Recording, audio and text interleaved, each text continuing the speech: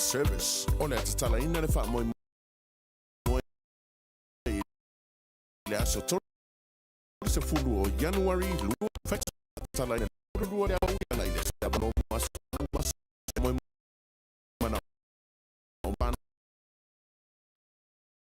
Monisi fa mtalanga faso ta ile lipule ile telefoni o lua tasi ofa lima iwa tasiva tuatusi lua pitu iwa chi Istamaki Road awane ngalo yate oile aso tolse fulu January lua femelu lima Roots Barbecue and Catering Service tautua mo oe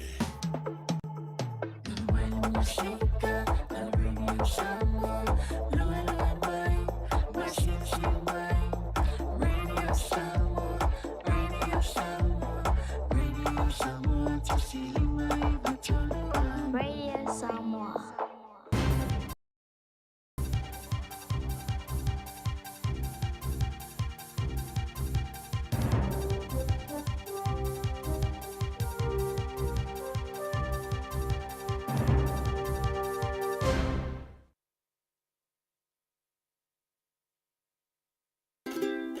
Talo fa Samoa. Wa ulene yoka asfutialu. Awal suya ngila wa le kio. Aeva mai ina se fudu lima iva kolu. Amo. Radio. 24 hours a day, 7 days a week. Radio Samoa streaming live on www.radiosamoa.co.nz. O te whatalofo i lo tātu o tunu o le te walunga o le ngāruenga o tala mai Samoa. Wanga loma mamau atu le pisa o manatu o nisi o le au whaisao whanga. Sa ali lunga o fiso te inga tele vavave le social media. Ina ua whaeloa le minstao tupelo i eima le vai o le whaalaptonga. O le whaaputunga tupelo lumana i manui o tangata le nupi wha. Le wha mauni ai le komiti wha foi o lea whaalaptonga le malo. O le 5% o le wha manianga po le dividend mo whaisao whanga umai le tunu. O lea 5% o le atutongi atuai le nupi wha. Se au wha inga e fast food tolu miliona tā lao se mea lofa. Ma ua wha ingoa ina o le wha manianga mo le toe fo i o whanau i aonga po le back to school dividend payout. I lalo ai tu la fona no pi fai le ini me o ai fa pe. E finka ko dividend payout fa pe. Ia al silsila ai al tanto malo. Ia me se fo ia ta wala man tanto fa la putong. Ia le tulanga le ua tau fai e tanto dividend payouts ni. Ia so soni il tanto tu e me se o le una ia o na val tanto malo. E pione ni fo tasilea na tau al tanto malo. O le una ia wa o nga whanau. Ia, le wila u whatau ai fo ila le tatou whaptonga lupi wha. Ia tūlanga le o sosani le mo tatou, mo si tatou tunu o tau alato i tatou o whaisau whanga. Ia tatou sosani ni, mo le pena ina o whanau to ea e o aonga. Ia mapini o aonga whanau. Ia le ala o mai ia le whionga tu mai tei pule. Ia, ma whautua ina fo le minsta. Ia, ma ua talia fo i womana, talia fo i le komiti whafoe. Ia, o le ala o whaasisila tua il tatou o tunu. Te mese tatou o whaisau whanga. Ia, o tatou dividend payout le ua approve. 5%. Ia, man tō whau tau sanglen tēne sa lua te sima le 5%. Ia, au le ua si tia need 5%. Tatou dividend lea. Mai ile sisilai al tatou malos tulanga leite le tulanga le leile mo tatou no pifa o le tasi le fa ilo o le tulanga le leio lo iai ia tatou no pifa awa o dividends ni ia nan fa tatou fa tino men mo tatou fa sa fa ia ono tu pe to e mo mai tu pe fa fenga wenga no pifa ia le la mo mai dividends ni ia le la fa so no pifa ia la la tatou pe outsle ia tena ne foi la nei me voi to fa popo i lunga ia sa fanga tatou fa sa fanga Le minstao tupe au fiait whalaptonga le whaputunga tupe lumana i manui o tangata le nupi wha, le fionga lauti muia a foa wele se ai. Whalia te maitai ofisa siri o le pulenga o le whalaptonga le malo, le fionga le malu Celestina Reti tu stala, e te tongi uma le 5% o le whamanianga o lona winga, e le aise mea alu il sao whanga o lo teu whaafai ruenga, e peo na masani ai. Le ai awanoa na toi na nope ai ta lafu wai le tangata whai sao whanga. O le atu wanga e pule ai lava le tangata whai sao whanga pe tala itua pe te ua i pea ila na sao fanga. O le asonga fua asau e amata wha ngai o iai le tongi nātu o le 5% o le dividend, le ole a wha alu i wha taunga o mea aonga e pei o toninga, ma isi tā penanga e pei o pili o whanau. E ei pisi nisi ro tātu o tunu ua mōni mawina le pule wha tonu. Le fio ngā ngisa le matua tangaloa taua fuata i pesau. O loa tau i masini wha teknolosi e pe o telefoni wha aveai. O masini computer le tu ai o le laptops. O walkie-talkie ma mea puata wha lele po drones. O wha lia le pule wha tonu o e te tau. O talia pe ua approve lona wha ulu whaleina mai. Ma ua wha tanga ino na wha o ngai tu tonu o se atunu e pe o Samoa. E leo wha ilo ina mai e ngisa po o api sinisi ia ua lātou wha tau. Wha soli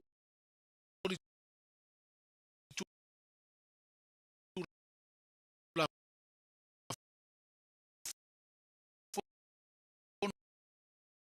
fono ia o loa tau masini wha teknolosi. Ma ua avela na whau tuanga, i le te tau leo ato nei masini le ofisio le tonu. Whātasi ai ma pepa o wha maunga o iai wha mtalanga wha te tau i a whono e ma whai ai. Asala tupe se pisi nisi, pe o le tāpunia loa e leto e wha ngai o ia.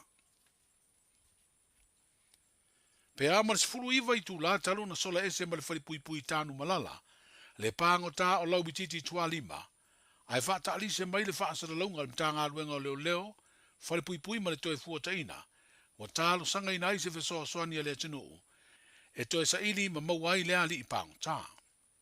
Wa wha alia le mtanga aluenga le na wha asara launga o le fitu i le fiafi, o le asolulu o le vaso neina sola ese eila uititi o te pāo tuli le whalai tuli tula fono e pāo le ngaoi whanua tū ngā ma le sola ese ma le whalipui pui.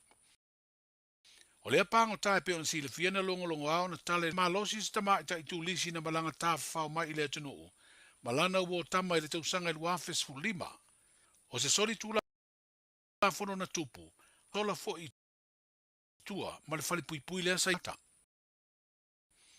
A wha se puru walu te mona foi le so fai manisi o pāngo tāna so sola i tua le tausanga i luafe lua se fle o loa se fai pisi nisi mai saina. E te le tausanga o lo nofo salai o ia sori tū la fono na wha maoni e le wha amsinonga. Peitai o lea foi ua toe sola i tua. E leo wha ilo ine leo leo pēna wha pefeo na sao fia le sola anga lau bititi. Ai o le isi pāngo tāle na sola taluai nei, ma ua toi mau. Noa na alu ese ma le whalipui pui o e whawhai mai fuala au a wāmea aia pāngo tāle whaato anga i whafo mai o le pāsi mā māua lunga mau a mea maa ai o lo o le whalipui pui. O se sori tū la fono mātu i ale wha lafia se tangata o se pāngo tā ua sola, mai le to ese, ai o lo tuli le wha salanga. Ai mai se foi le wha lafia se tangata o lo mana o mie leo leo mo alato suenga. O le whaweao le stofi le vaya so ne ina mōni mawina e nisi le wha tāma i e le malaia po le afi. O le maota sa mo te le tu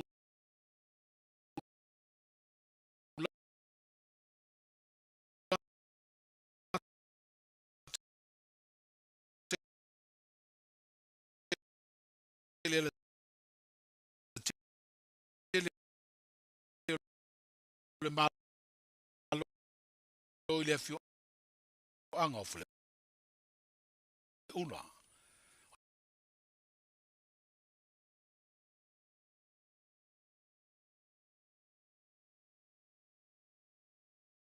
mafu anga o lea fala velaveto mo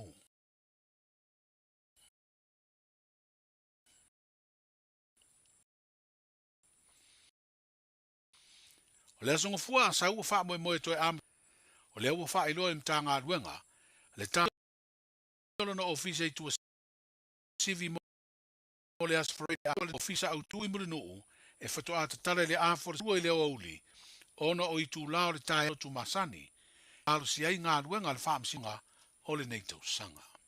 Ia manuia le whaaiunga o le vai aso le tātou o tino o saifu.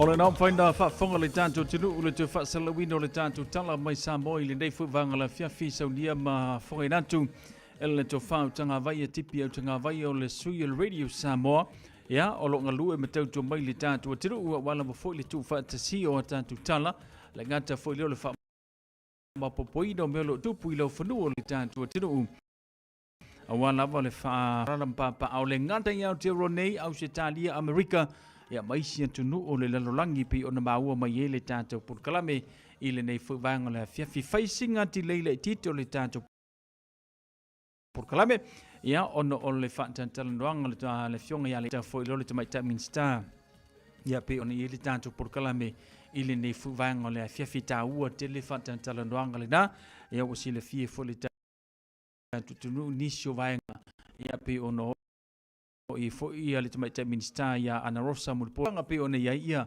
vaenga whaupwhai ia pe ono lo tautua ma au iai uilea ia tanto tuli mata ia le isi vaenga ia pole ase tala a lata mai i le vai aso fau.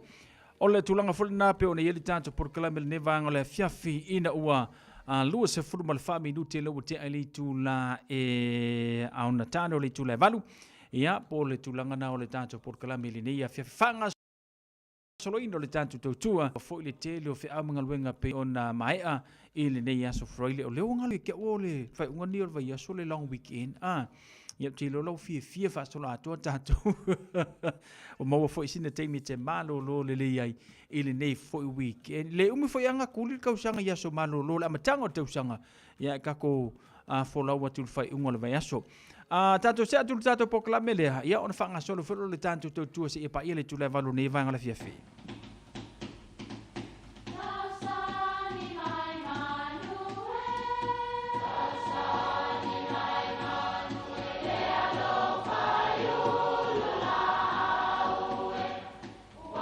E o whanga manu i ululu o la au, awa e whawhanga i funga o la au. A o le tangata e whawhanga i upu matala.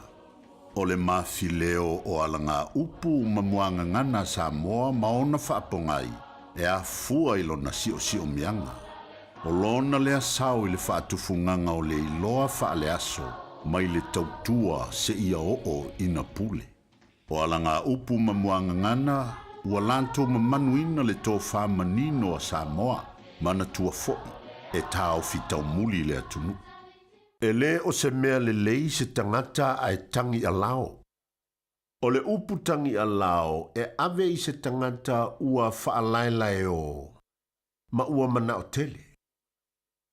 Ua le whaamaliaina i mea e avatu iai, ma o le mea e o iai, o le ino sia ma le fia iai tangata.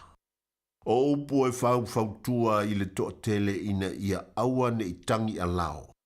A wai uai i le malaia. E pei lava o se tasi o upu. Ia ngata ai o tau manao i mea ua o tau maua. E le o se mea le lei se tangata ai tangi a lao. Pe mana o tele. Manuia lau vasa sau. Ua na o le Radio Samoa se furulima iwa toru a mo e tautuaina o e ilangu ngana fitu aso le vai aso.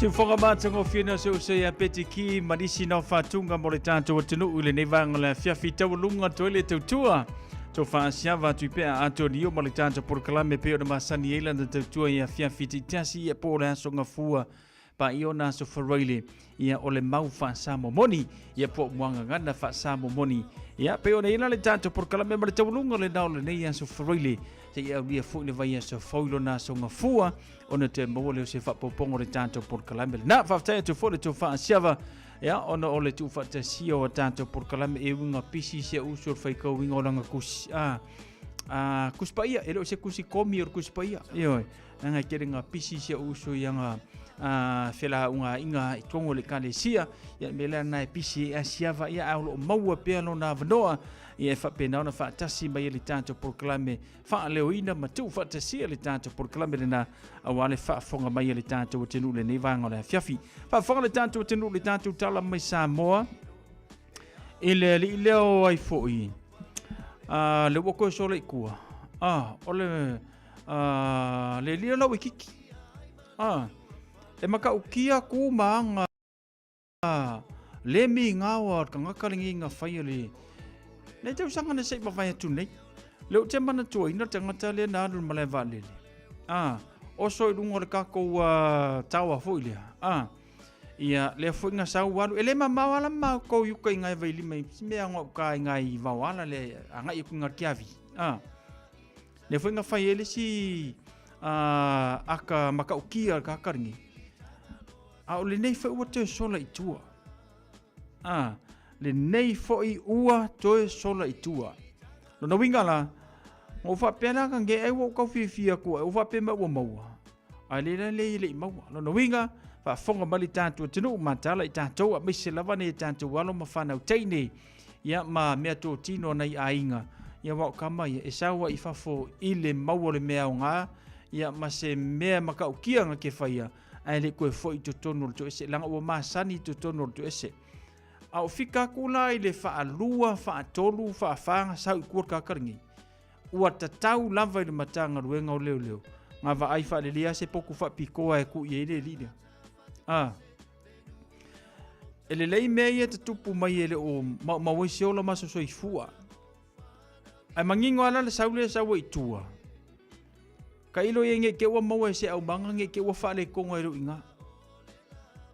Ai ole te talo malai ngani le tanto por kalame ma tala tatou nuu ma so se fiuanga ma tala na yo to me taua ma me au nga ya meisina ya lu tamaitai ole tanto tinu ya po tina foi po tamaitai le tupa vai tele no fao sa vali pe o kulengi ya pe ka ngele alisia fa kwa esa vali fela fa ka ma tala tatou vai ngale na ina ni tupu mai se fa la vitato ona le uta o mai le koi kua si filia ina ne ia i se si vaenga te o sofa ia ma te o ma to siolo ma so fua vaenga le na longo va vero official leo ia mo nisi vaenga te fia mo mia ia mo le tanto te nu le ne vaenga breaking news so le si foi vaenga le tilo to nei ia se ta so fa la na tupu mai si usenga e o foi ngai me o sainga sol mo kwa fiu la vale kirifo ia ai me sili matau lo vai atu ia ua pa pena ona ai limo li leo ia le foi matau pu ia ai lo ma wai si ola maso se fu paulo mele fa lo mai ia tasile malo ia lo afaina ile upenga ia ono nisio vai ngale na pe ona yai o kulanga la lenga ele leia le maua mai e inka ngaka ia le li leo lau ikiki. Ele whaia koe se soka le au se au manga se ngu. Mai whai a me ia e maua kai a e manga le au ngu upo ngisi o le au poisi Samoa. Ia tūlangala na ia. Ia tūlangala na ia nei maenga le na ono le umai tau atu. Le tase le lua se teime sawa i tuar paungkale. Ia le upe ua whai manga vaisu. Le lo penga saude li le fafa o la fai se lokua angai leo pe ya ia wa fo a fai lokua leo mai na kule ki uke ka fa nga kai mo I uma seri kama sa ia ne va na pe ne li tanto por kalame ile nei fo va ngole a fiafi le utola baltato te milo watis fulo minuto na tale o le tulavat O e mo mia singa luenga le customer service, hospitality, po le avea fo ima leo leo. E te leo mautinoa, po o fea a matai. I le MSL training, mātou te fesoasoani atu. Mātou te malamalama, o le amataina po le toi fo i atu i aunga. E mawhai ono whaafai ngata. Ai olo o iai le mātou au fesoasoani wha maoni. E taita ia, malangolango ina oe i lau malanga. O le MSL training, o se ainga. O se no fuanga i langolango ina oe, e wha malo si au, ma wha manatu atu lau sini wha atu. Asi i le msltraining.co.nz. Pevala au loa, le o valu se lau, lua, fa tolu valu. O lolu manai, e a mata atu, I inei. Talofa Samoa, o Ateshna Ryan, o le Licensed Immigration Advisor mo le Auckland South Immigration Consultants. E visosoani mo so se tu ai ngā visa e malanga mai e New Zealand po Australia. Telefoni mai nei loa I le o valu o tasi o no valu fa fitulua. Po le olua tasi o no valu fitulua tolu o. O le fitu au lele ma le fitu ta iala o ngā amata e mawalunga lana au nanga tau Early Childhood Education po a o ngā amata Samoa ma le Pasifika I Mangele. E iai whaia o ngā le stala ma whaia o ngā lango wa lava tā pena mo le awa o ina o le whanau. E uti avano lo o te toe, aua lai te whaatua lo walo. Kala au mai I le olua tasi tolu lima, fitu valu, iwa fitu. Olua tasi tolu lima, fitu valu, iwa fitu. E whaatulanga ai se taimi e te asi mai ai.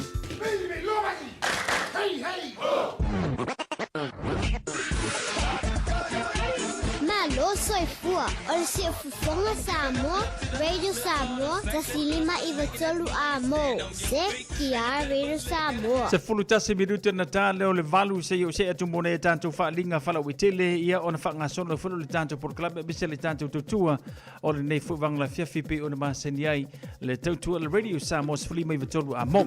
Whaatalo whantu alifa whaainga whaatele whaatasi mai le ngata fu le pele nisio so vale le mau mali tanto por kalame pantalo fanto fo se uso sunga fa fengainga fa aile wa na Samuelu Reverend Solomon Carissa ia ma fa Samuel mafuta mai sale panga alo fanto pasta fa tel fata simai alo fatel mo fa tu mesel no far male kalesia amanda tu longo malor se fu manuia le ngata fo de fatalo fanto to tele nisio tanto pa angale fata simai le nei va ngala fiafi ia male tu Radio Samoa Flima Iva tolu amo na ia tanto fasi silanga ia ona fanga solo fulu tanto por klame se pa ile tu level o le tusi o le vao filifili ma le tusi o le songa awani ngalo saulo minga o le tusi o le songa fatasi ma le lolo minga o le vao filifili e mawai falu pengo Samoa I sifo tutuila mamanua o nisio tala tu o Samoa o nga upol matafa yo ya le matai le faingo fa la vlave e pe yo fa poiponga o maliu le so singo ainga fe sila fa inga o paolo si I fa loalo fa la ngingo e kalesia ma le tele o le ngangana fa lolonga fitus futala lo tau na lo official level Radio Samoa le tolu pan tolu ono Hopeful Avenue manukau e mawai Molisi fa mtalanga vala au le luo no lua tansilima I vetolu luo no lua tansilima I vetolu pe tanga yane I le shop Radio Samoa dau kodara se te fai mai sau oka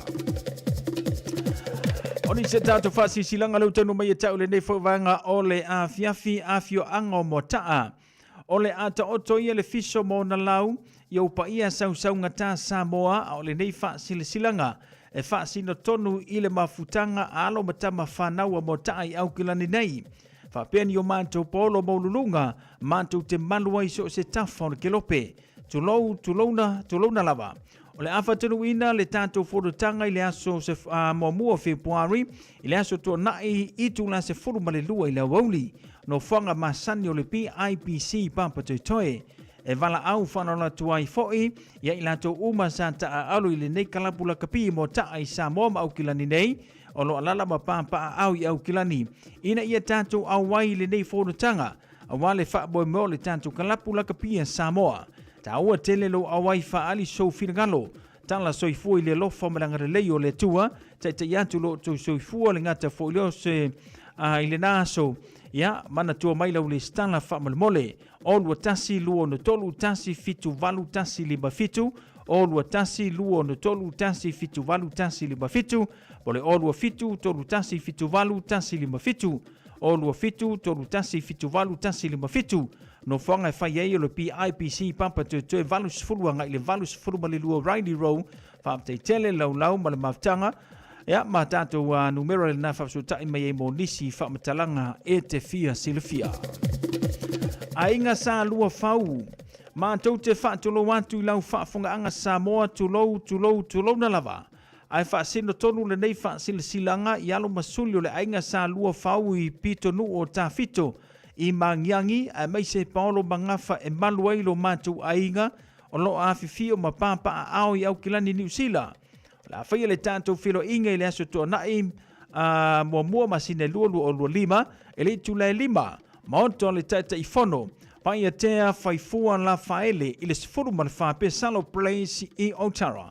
Wha mole mana tua mai lau la fonga e whaia i le loto malia e wha mole anga le leile tua avantu lo tau sui fua maso wola i le aso ua ato whaina.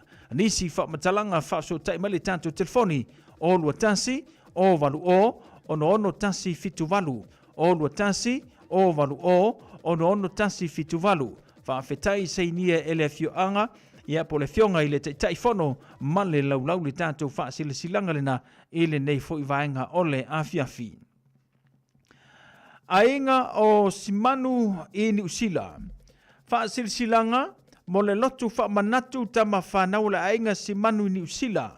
O le a whatai e i maunga o ao, ma he e wa tapu sama pa ia sausaunga tau le tātou ainga. Wha le anga nuu, wha le malo, tainane le tana le lei. Tulou na lava. O le avili tonu le ifia maina, ma whailo atu ai le tautai. O le upu o le tusi o le isara elumoni e te tala lona whamalama. I le fia tepa ma fia vaai i lona nuu, ma lona a inga po wa mai. O le melea, i le amatele ma le whanala e te tau ai, ua mātou talo ma vala au atu ai i le pa ia o lo tātou a inga, ia outou susu mai, ma tala mai, tātou te awai whaatasi le lotu whaamanatu a siu tātou a inga e pei ona masani ai. E whai e le aso tō nai aso lua se fulu ma le limo Januari i le Hall of Salvation Army se fulu ma le valu All Rights Place i Mount Wellington. E amatali tu le valu le tai au ma wha solo ai por kalame ua wha tāti tia le komiti. Mana tua mai le tai le ainga ma lo lanto le stala wha malemole. Mo nisi wha matalanga wha so tai le telefoni o lua fitu, lua whatasi, ono tasi fitu iwa. O lua fitu, lua whatasi, ono tasi fitu iwa po lungo le Facebook. Po soior komiti tau ina ia lofa le tua tai atu lo to soi fua maramatu mola. Tātou te whelua iai le nā wha moi tāua o siu tātou ainga whaatai sainia ele tai whono ma le komiti ainga sa se manu New Zealand o lo sainia le tātou wha silanga le nā i le nei fuivaenga ole a fiafi. Leise tātou wha silanga le nei mafutanga whalea lupo i New Zealand. Mātou te wha silanga tuai maftanga whala lupa i New Zealand. Mātou te wha sila tuai ma le amatele ma le mingao i le mafutanga sio mātou fio ango whala lupo i aukilani nei. O le paia lava lea wa le fio au waa. O le tupu wha nofo wha pēn leu sualii. A fio le alo sina, a fio le maapuo na whanua, ma le matua ala la tai le manu i lo lantou o toa wha, ma sili la ei. Whaapea le tāpua inga tasi i a Samoa. Mātou te whaasirisi lantua i e whaapea o le atou suia le tātou whilua inga a le tātou mafutanga i le aso luas fulu maleono Januari e le itu le wha i le fiafi. Whai e le no whanga le malai tasi ai a tau a fianga a le tātou nuu i le luas fulu Westwall Hall Street Glen Eden. Wha moe o le tātou whesila whainga i le aso a tō whaina i le soifua manuia ma le langi e mama, i le lofo le tātou atua. Sei nia le nei wha silanga le tai whono ma le laulau, wha so tai mai le numero o le telefoni o le monisi wha mtalanga o lua tasi, o valu o noiva wha. O lua tasi, o valu o noiva wha, po le o lua fitu, wha valu iwa, fitu o iwa tolu. O lua fitu, wha valu iwa, fitu o iwa tolu, po le o lua o, wha valuono, tolu tasi lima tolu. O lua o wha valuono, tolu tasi lima tolu, wha tailava, ia olo sainia ele ma futanga. Le se tātou whaasilanga le nei mafutanga a sau, i le awa ma le whanoalo mātou te tatalo atua i le paia ma le mamalu o tama whana uma, o le tātou nuu a sau o lo a fifio ma pāpaa au i Aotearoa New Zealand nei. Paia lava lea wa la fifio a inga ma le mamalu i sa la whai ma upu i a te oele pule e whapea. La whaia le tātou mafutanga le aso tona i nei luas funmalelimo i Januari lua o lua lima, i le tuatusi o Tara Music Arts Center i o Tara i le itu lai afoletasi la woli. O le wha moe wa lava le wha mauti noa o mta upu sa tala noina mai le tausanga ua mawai. O le a tala noa i foi manisi mata upu taua i lea lavaso. Mo moli atu lo tau soifua i a tātou maua le aso i le lofa malanga le leo le tātou matai. Whaamolmole whaasotai mai i a le tātou numero o le telefoni le nei o lua tasi o walu wha lima iwa walu walu walu po le o lua tasi o iwa o wha lua lima iwa tasi po le o lua lua tasi ono iwa lua tasi walu lua whaafetai o le laulau o lo sainia le tātou wha sila silanga lena. Komiti o le anga nuu le PIC au kilani nei ma le tātou update i le nei a fiafi. E walau atua i le paia malu o le tātou komiti le anga nuu o matanga luenga te tasi. O le tātou fono Samoi au kilani nei o le a whaia le tātou fono tanga i le aso toa nai nei. Whaia lei o tāhuhu whalainga o pingaki le a wharsfulu le taiao. E mo o mia lo tātou o waa ponto sui mamalu uma o le tātou komiti a wale wha ta otoina o le tātou porkalame o le tātou wha moe a wā ia le mea vave le tausanga. Nisi wha matalanga wha sotai le te fono ia fola sa e le orua tasi, orua fitu ono valu fitu lua. Orua tasi, orua fitu ono valu fitu lua. Ia po le whaile tusi a vai balabalo le orua tasi, orua ono fitu o iwa wha. Orua tasi, orua ono fitu o iwa wha fetai. E ala li paua langa ngai kako wha sisilanga le ukangu mai so la makar kausanga so le pulo kako wha sisilanga. E ala li tātou wha sisilanga lana le utenu mai e tau i le nei a fiafia wala mafo le tātou podklame ma le tātou tautua le Radio Samoa se funu lima iwa tolu amo lisi vaenga e te fia maramlama atili ai e mawhaiona e val au mai i le lua no lua tasi lima iwa tolu lua no lua tasi lima iwa tolu. Ia ma le tātou porkalame pe o na masani ai ia tātou whaasi silanga i aso ta itasi. Ina ua tasi le minute le watele tu la valu mai au whaalinga le nei ia o na taliu folo le tātou porkalame le tue taliu mai ia o na itina ia Salome Mitro Moe le ngata fo ilia tālu sanga sa yuri politiu atoa ia ma le tue fo ima le tātou porkalame pe o na masani o le tatalo mo oi ile nei fo vanga le fiafi mai la whaalinga le nei ia o do sumele le whaafonga sa paponga le tātou porkalame o le tatalo mo oi. Radio Samoa Tasilima Ivatolu Amo Radio Samoa Tasilima Ivatolu Amo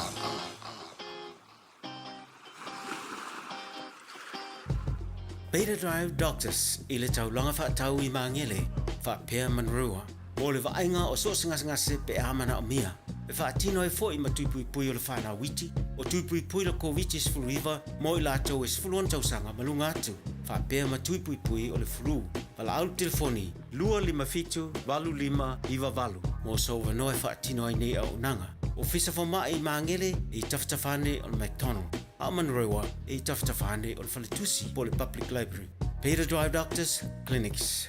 A whaia lo sa ili sea o ngā a mata molo walu. Au aloe te toi popole o le Galaxy Childcare e tele o na la lai au kilani I saute. E toa tele whaia o ngā ngawaa o le a o ina le whanau e iaia inga whapitoa pe a le sitala lo walu. Tolus fulu I tū la. Free. A vanoa le vēna le a onga mo whemalanga inga le whanau. Free. Maua mea aia le whanau. Free. E iaia inga whapitoa. Mo nisi whamatalanga. Whafso tai le o lua tasi, o valu tolu, lua fitu, lua iwa fitu. Jalo falava roa wa tatala na nile wa unanga e veni mo fa tangwai au kilani New Zealand. Numero tasi John Coulter Drive ile Auckland Airport Shopping Centre. Jalo fatapatonu lava le warehouse ma le countdown. Lau fale ufula wilo le e veni Auckland Airport Shopping Centre. Radio Samoa. Taslima Ivatolu. Amo. Ia, leo wa tolu minute wa tele tula valu ma le tātou porkalame. Ia, leo fōwha tasi mai le tātou ofisa nei na itina. Si mātou whai mumu, si mātou ori. Ka kua kuila ia le whali tātou punta talo ni e fia filanga pia i le whai li lima vai aso mako vala valai. Ia, moa i le whai li lima vai aso. Au kango kuila o ke le fongi la sufare ringa. Ola vau koe ve vesi mai. Ako amang kuwa na wiwa mambawa ngobo o le amakangor kausanga. Se ufatano fatuitina e sole le anga lava ki nga e se le au le sole. Ioi, ai fa moi moi. Masa fa ile mako tio le tau sanga nang tene.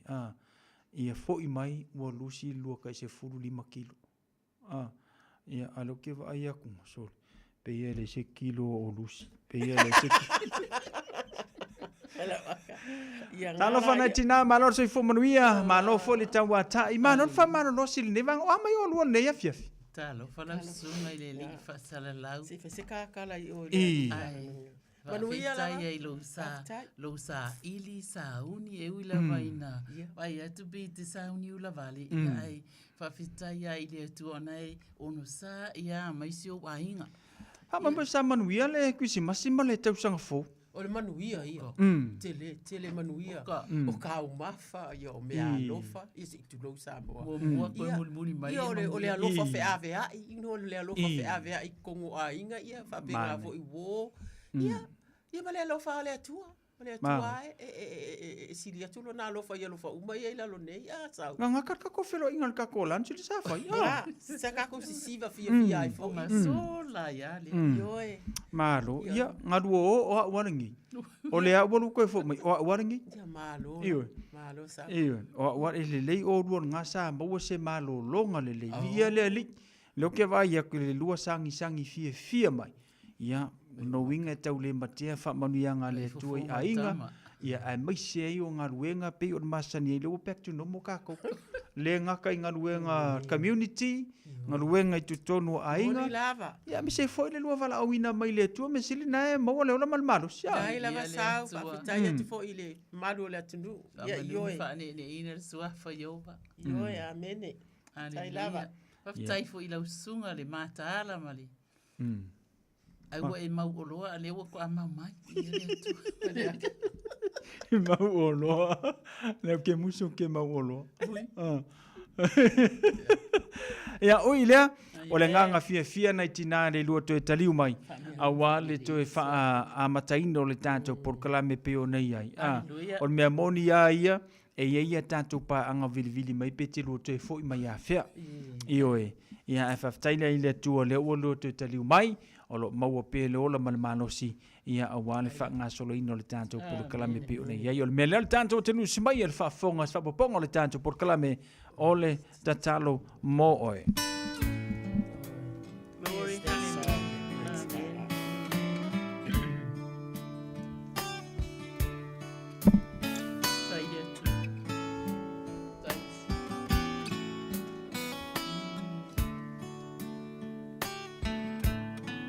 Mai le vavau I le whaavavau tu mau oe o le papa e le malue lue lo uolo maualunga o te sao ai mai le malosi o le itamai mai le vavau I le whaavavau tu mau oe o le papa e le malue lue lo uolo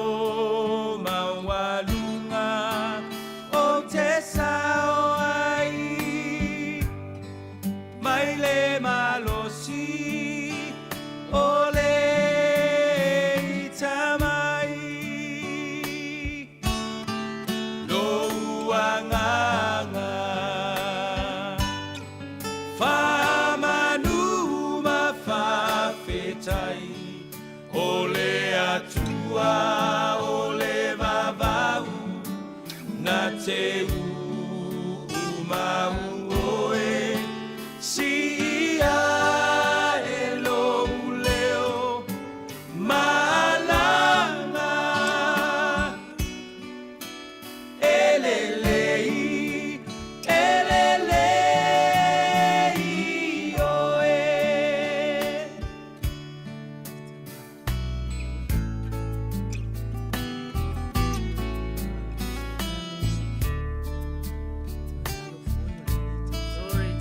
malulu e mea uma moau silafia e ia o umanatu le tua le maunga le tua le vanu mua mua pea olo lelei lelei mea uma lo uanganga famanu mafafetai o le atua o le vavau na te umau oe si ia e lo leo malanga elelei oe lo uanganga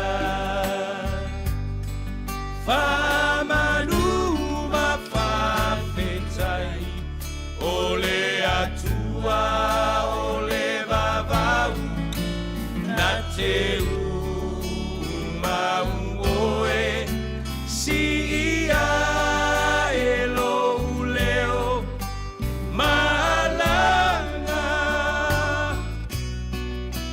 elelei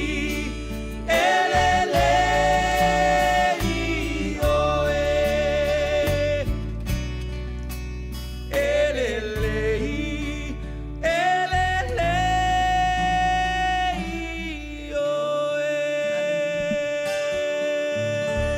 Amene ma amena ma amene fatalo fatu Samoa ia happy new year manuia le tausanga fou ma ia sanga ma ai ia o tato o mai le lua o lua lima o fou le tausanga tato tau fa fatalo fatu ai mai se lava ina yo tato ta mama tina matutua mai tawina ile vai tau o kisi masi le tele o na yo tato tangata matutua ia ai misi e pele ia i tato o tu uole o tu uole o langa nei ia e fai la utala male mafau fo ia ai fa malo lava le soifua maua ia male langi mama ile pa ia lasi o le au fa afufonga le mafuta mai le nei fiafi ele ngata i New Zealand a Samoa le Pasifika e fa talo fa pitoa tu fo i matou i ta mama tina matutua fa fetai mo lo o tou soifua ta talo ta tonu mafa male vaenga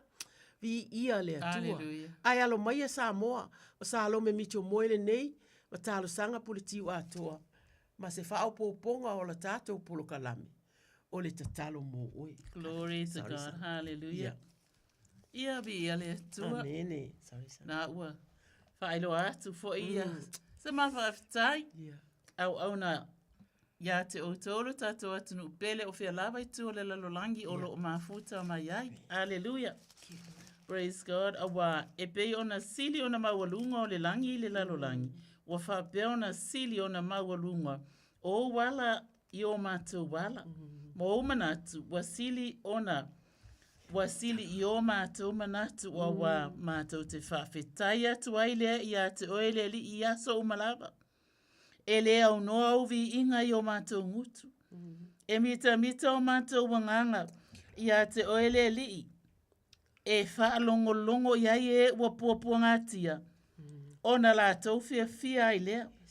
Whai mai ia o tau whanene atu i lea li i whaatasi mau. Ma ia tātou vivi i whaatasi i lona suafa. Na o sa i atu i lea li. Ona tali mai ai lea o ia tau.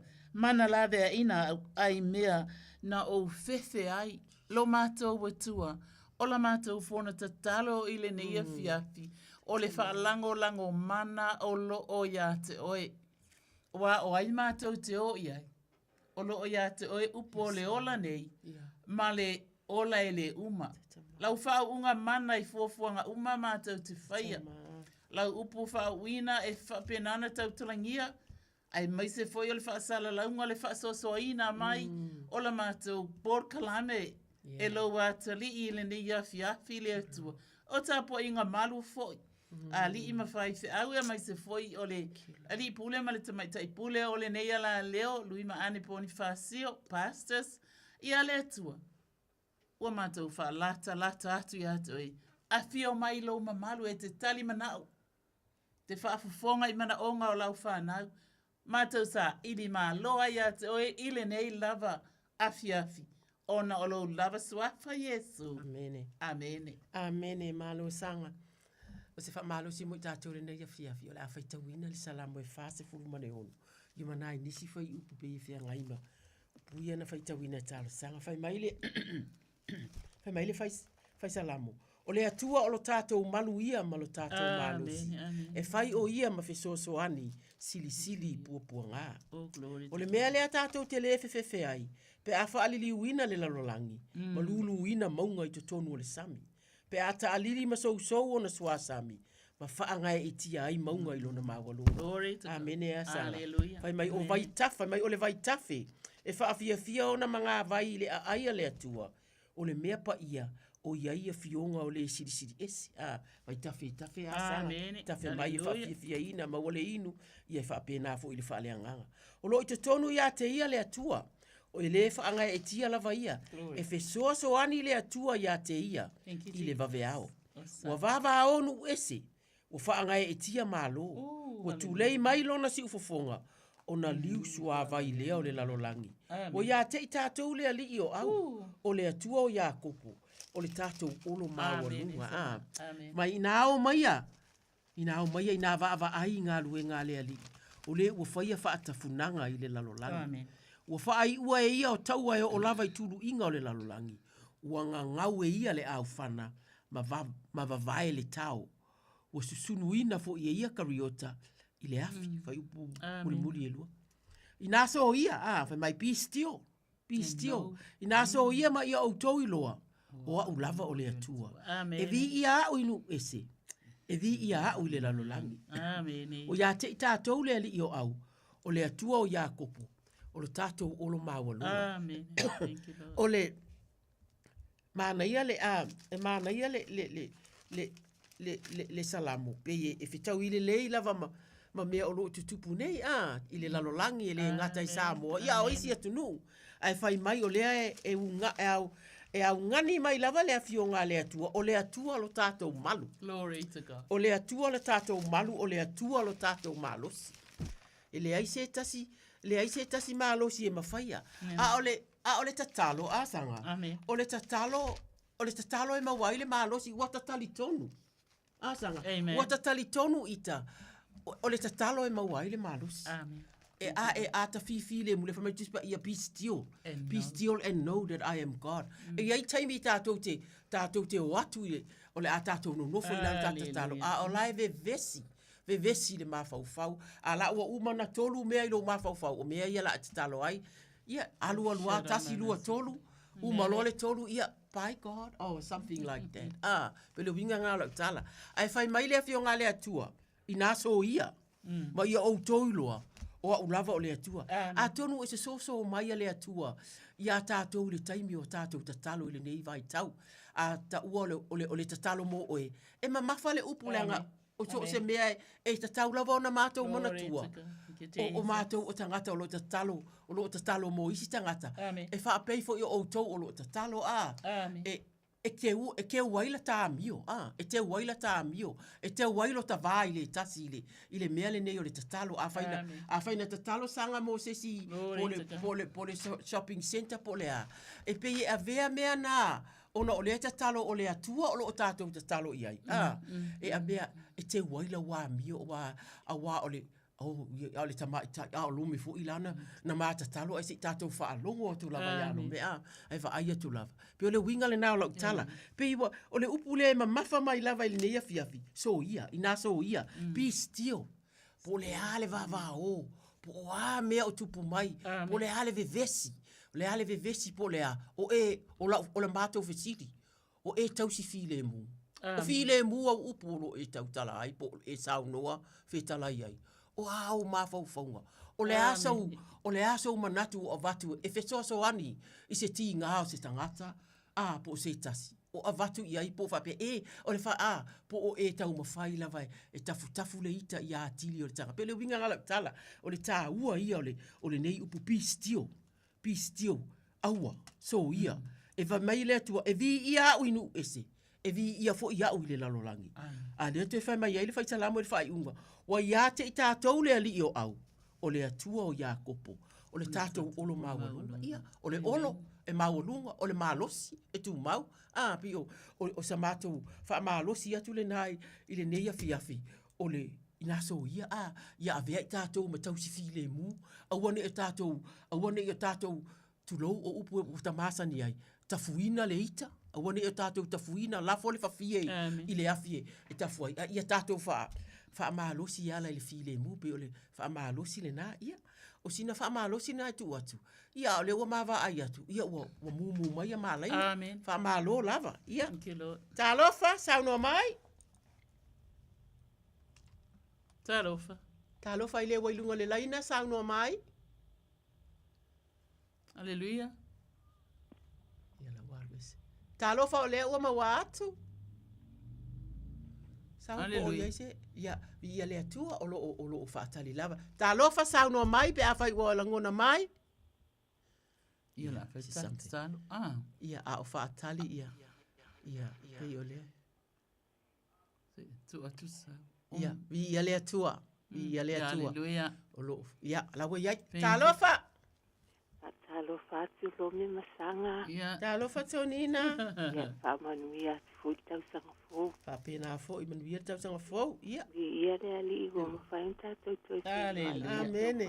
Tanga le nei tula le afiafi. Amene le atua whai ala. Ai tele fo i awa no tu ina mai le sunga ia tau moa au. Amen. Le anganga i al whaafitai i le whaitia. Le anganga fia o mwhai. Toi taita ina mai fo i lua soi fu o mwhai tau toi mafuta. E tatu mafuta. Talo. Hasta i tele mo le upa mara. Aleluia. Tula le afiasi. Ia la vale al tua. Ai o tu inatu lo mana onga. Ia. Tu inatu si o tamatu ina ya pa malua mal no foalo. Ai ma se sia we kale sia o malava. Mana te masana. Ai te mam tina matu se yo nai yalo. Wa fa nau. Ma se lo sia we kale sia. Nai whanau fo i o lo malo lo i a o onga. E tu inatu i mai funo talo wha mole lava. Ia mai se la tu o whatau tu lia pei mai tu ngā no langa. Aleluia. E kale sia, ore ngata ia i la tu. Au la tu u mauro iai tonu mau ngasi. Ia mai se whale o nei tangata matu. Aleluia. Whale mai o nei whanau. Ia, mai se nai o ainga o marawa e sala lau se tu o le lalo la. Pia fo i Samoa. Thank you, Lord. Male nei e tinu. Siau whanau, sai tō lua mai. Whanau. Ia tu inat fo nai au grandchildren o lo. Tō sai tō lua lo malangati Australia. Amen. Whanau, le whanau le usula tama. Ia vi ia le atua tai mai la ua nawa ia so mua. Le anga le leo le atua wha mo le lava. Aleluia. E la tō fo whia ngai mo whia unga luenga nei po. Ia, tu ina tu no matako. Oh, glory to God. Yeah. Ia le nare wala awa tu ia te olua Yeah. ia nganga Maloni. whawhai. Le lava. Yeah. Hallelujah. Tua tia sanga te talo nina. Ia ri ia lava ma whaane ne ina le sua whale tua e mai sifo ia I whawhitaiona o le soifua whawhualoa ia te oeli tina matua. Tina taulongolongo. Tina e te iloa ia le taula inga o mana o ngā e tali mai e le atua. Ona mātou talo ai lea whaatasi ma oe. Yeah. Ile nei e fiafi. Glory to God. A o loo atua. E whaatua ia te outou mea uma e mati diva ai outou e tusa ma le whaulai o lona vi inga ia Keriso Yesu. Ia I le atua lo tātou lava tama le vi inga e whaavavau lava. Lo mātou atua. E se le matango fia o awa fionga wa e feta laima iai e tali ele mana o lo wa fini. Wa e feta lai. O oe e te wha atoa. I mea o lo o manatu ai. Ma mea wala ngona ai ua tau wonge mai ia le malosi. Ma vai iai le tino ali ngata I lea. O tutonu o le kalesia. I le sunga le whawhenga inga, ma le no whaala le ngata I lea o ta māma tina ma tutua, ta mā ea. Wa avea lava o ia ma whafonga tau longolongo. Praise God. O wa ia ta ua mai, wa moni ele tala, ala wa fionga whai mai, wa o alo whaatu I le aupa ia uma o ia Keriso. O wa olona alo whalia, wa ia wala au mai ai matu o ina mai I lato uma, e mātou te tatalo whaatasi atu ai ia te oi. Whai mai, ia lolo whaatu ia te o taule aupa ia uma. Wa ia te au. Aleluia. Alono vinga. O nā wa ia te oi o tawhatafa o taimi te aluatu ai le kāle sia le lotu.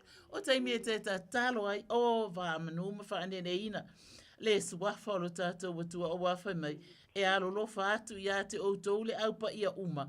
Ai sili ai lava I latou. I le ainga. Amene. I le ainga o le atua. Vi ia o ta male alo ma le nganga pa ia. Le suafa manu malo Yesu Keriso. Lo mātou watua. E mātou te tu ina atu I le nganga wha maulalo wha atasi ma le tinale nei. E tu I atu I ate oe. Ina ia e alofangia. Matatala mai pea e ele mātou tatonunga. Olo o e tali pea I ona mana onga. Ole nei wo o mai le tausanga fō. Ia olo o whaalongo ina pea lava. Olo o soifua pea ta māma tina mātutua e ui lava. Ona olo o ta ua mai fo I moni. Ta talo mo I lato. Ai ta mā ea. Ele o le tali ea leo te talo olo tu ina atu I ate oi. Olo mātou whaalongo ina atu pea. Ia olo ta ua mai pea lo lato soifua. Malo olo ina iwi ina olo o iaimea olo o wha lave ai. Ai le ngata fo I lea lea tua. O e mātutua se o atu se o apito I titi. Ua mātou whaalongo. Olo o iaisi ana whanau. Olo o malanga atu. Olo iai fo isi whanau. Olo o pena on Sound Uni e toi malanga mai. Olo iai whanau. Olo i tutonu o whalewhai ngā ruenga. Aleluia. Vi ia oelo mātou mutai. Olo iai fo ili whanau. Olo o maafuta mai ia. Ona ole vai tau le tuanga wa onga. Ia ai mai se lava mātou te tu ina atu lava I ona maua le fia. Le oli ma le whaamalolonga mana mai a te oe le atua. Tama e te taui e tusa malana au nanga alofa o lo o whaia pea le atua. E tali tonu ina foi. A o ia whaia le nei ngā luenga o le wala au mai. E tali tonu ina o lo o toa telefo inisi o lo o talo mo ia. Le suafa manu malo Yesu Keriso le atua. Ia maua se tausanga fau fia male manuia. E ia a toa masiona a inga. Male e kalesia. Ilo suafa Yesu. Amen. Amen. Tele lava le talia mai le wala au. Hallelujah. Ai manui e telefoni ia watu se au ngā luenga le amata. Pero fatele mo rua ia ngā luenga I whapea po I sau manuia lava tai mi o ngā luenga nei po ato whasoifua. Ia, soifua ia tonina. Soifua. Glory to God. Matalo whātir wala au le leina malole ona sai. Talofa? Something wrong with the line. Hello? Yeah, sauno mai. O apa e runga lenga. Yeah, sauno ia. Yeah. ma o ma sang na ba ika ro kua aro fangia ma o me se o ko ru o mia Hallelujah. Ewe ai mai se foi se uso ia ngira aro fangia se uso Amen. oro ka o ko aga ie fale ele fai no ku iruga e aro fangia karmoia e ku ina foi ma ko uso o a kenese ko vor para mai wa makua ka karmoia ia mo e ir marosi e o sa o isia so ka fa fale ia foi alla vai ko vor Hallelujah. mau korpa ka makua ngo foi ia aro fangia ma o mo ngia ma sia ma pangau Amen. o Christian ma Monica Hallelujah. e oi alo fangia e ai me foi sia ma pangau e pima sa mata Amen. lo fai ngaruenga ia so suanin pui ra ko para fai ngaruenga ia Amen. mga o ngai lo kua alo fa mai so mai Jesus. Malo apa ia wa fou le tausanga ia atonu o mana o aina mau se kisi ma si fou ma se tausanga fia ua tātou aulia mai o le vi inga lea tātou te oa i le atua e ia ile mea o lo mana o ia a lo ia isi mea la ngā lulue fai mai le fai salama Hallelujah. e iai ele o ngatasi le isi mea a ia ile mea e fa ao so fia vi ia le atua fai mai le fai salama le atua ia ele leo mai ate o wa o te fa tua ia te oe lo nga ngai o e fai atu le ali mai o fai atu lo nga ngai le ali o oe lava o lo uali o lo manuia e le au noma oe o lona winga e le ise mele le o te maua o lo so se mea o te manuia ai o la wo fio lava pe o le winga le na o le salamo is fuma le ono mai upu e lua ia tātou te talo ia va aulo mātou ta mā ke risolo mātou wali i whaaola mātou te fia tali atu ia apa maurungia ia malo lātou mana o le nia fiafi mo e sila fia umata mā mea o loo ti ngā ai mea o loo iai te tonu tūlanga o le soifua malolo ina i le aso ma le aso ai mātou te tatalo le atua ia ilo ua lofa tu noa wa o le lofa tu noa le fai mai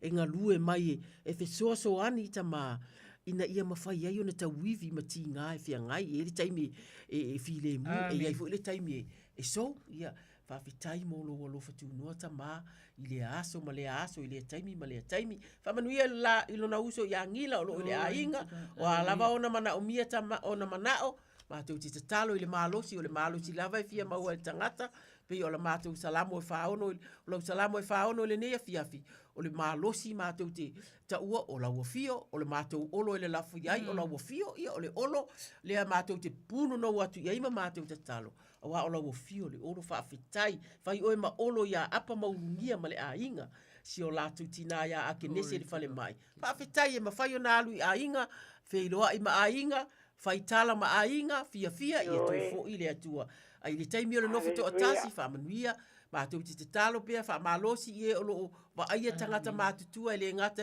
ia ake nese o ila to uma ile anganga o le anganga o le alofa fa fia ia ila to le tausinga o mana ongo le tino tau mafa ma to te talo atua ile atua fa fia ina na yo lato loto ia le fa na ia Christian ma Monica Epi ma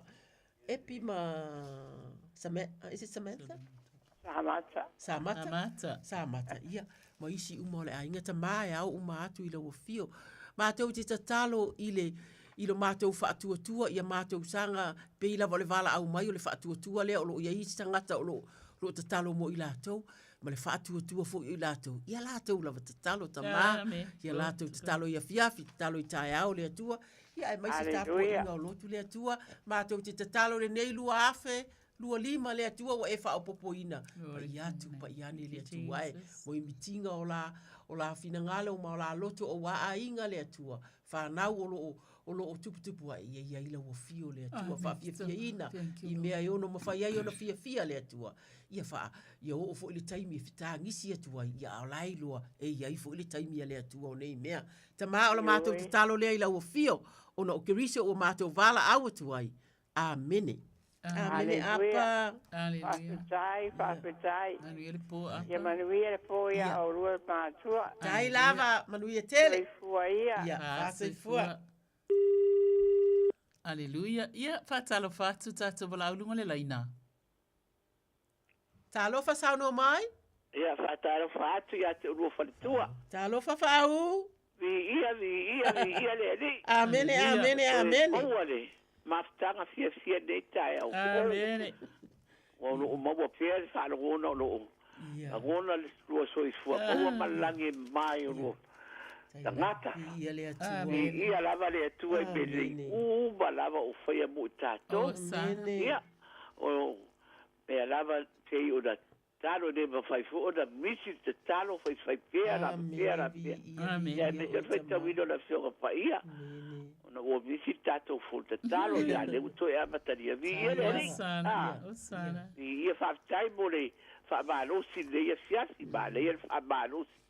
Loto banganga o matutangata ia meto tato malava. Ia mana uga masani lava lo matua. Ia whanau, malatu whanau. So aiga o ema mau mai la talata mai. O maua peaso ta iga vavaralanta i whai mo mai David. Tato matu se ai. Ai, pakea foia. Tonu foi se matu i kalesia.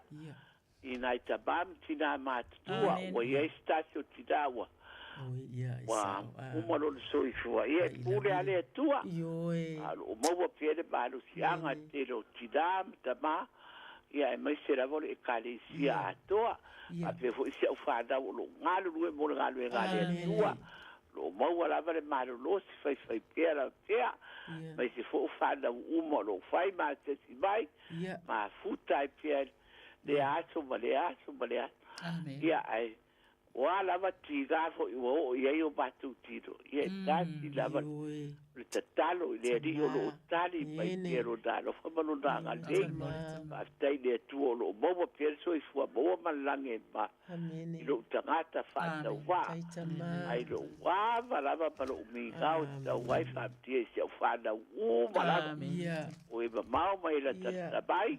Ia tu salava vai wanga mai de tua stu. Amene. Aleluia. Ia le atua. Matango fia foi le whanong longa atu lo se ufonga.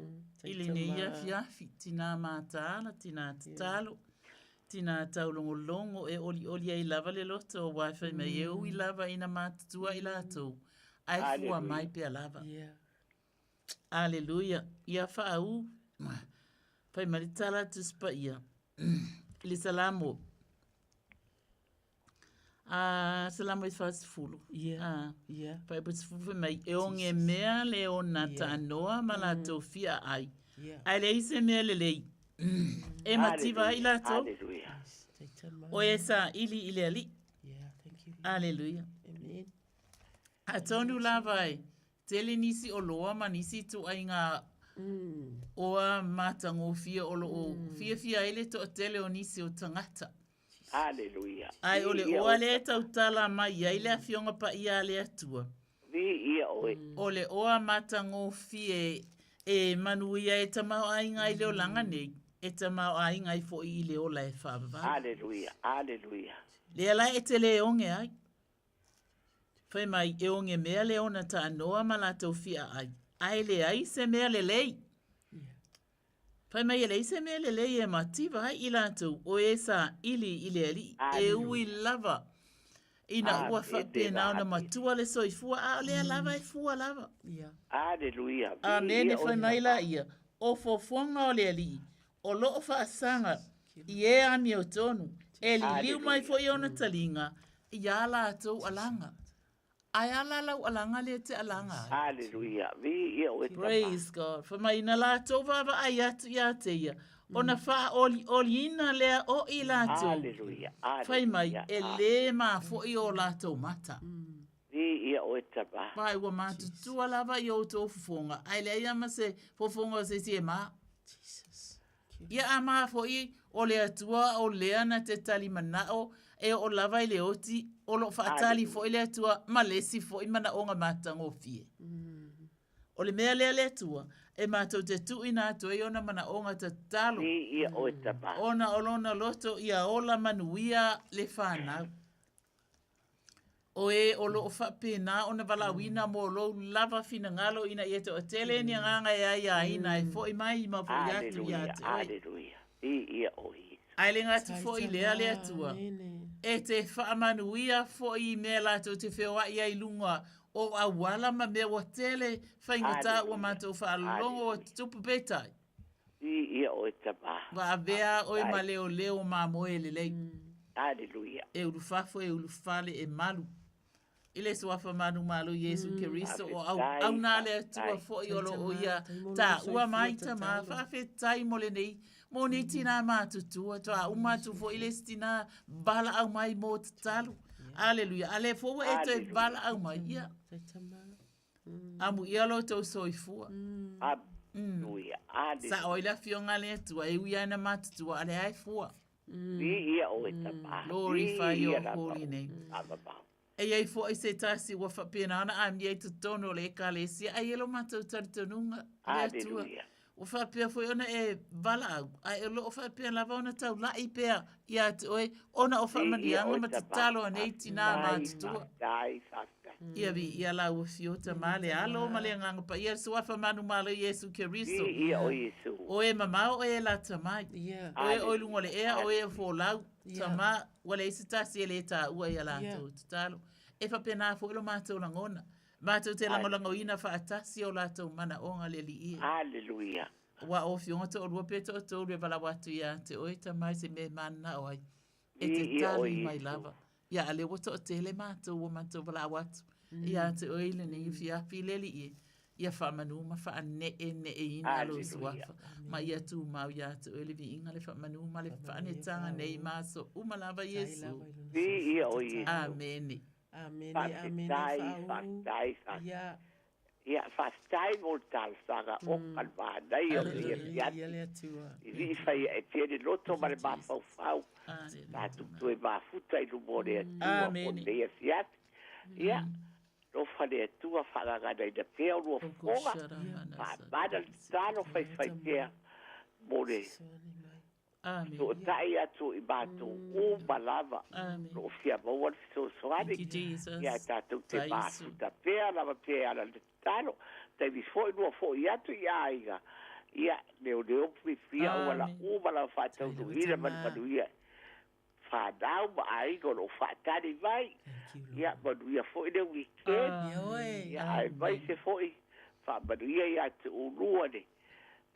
Mea uma e sewa i ai dei. Ai lava. Tau saka fōu tātou ria ni manuia ke te matua tau saka fōu. Ai lava. Ia, aro whato i a sau mare. Rona tiu te nei a siasi. Ia, tau whāsa. Seifua whāu. Ia, seifua. Ia, seifua. Tolu fitu ta silima iwa tolu a whai o e nā whatu a e maua mai le polo kalame wala au mai, whaatali atu. Ia, ai isi te talo e mawhai ona mata talo ai. Ia, o ma whaatali. Ia le atua e sanga. Yes, Lord. Ia, a tonu e tā ua lea, le ta talo mole. Ia, e talo mole malo. Ia, oi. Talo mole malo. Mole malo Samoa.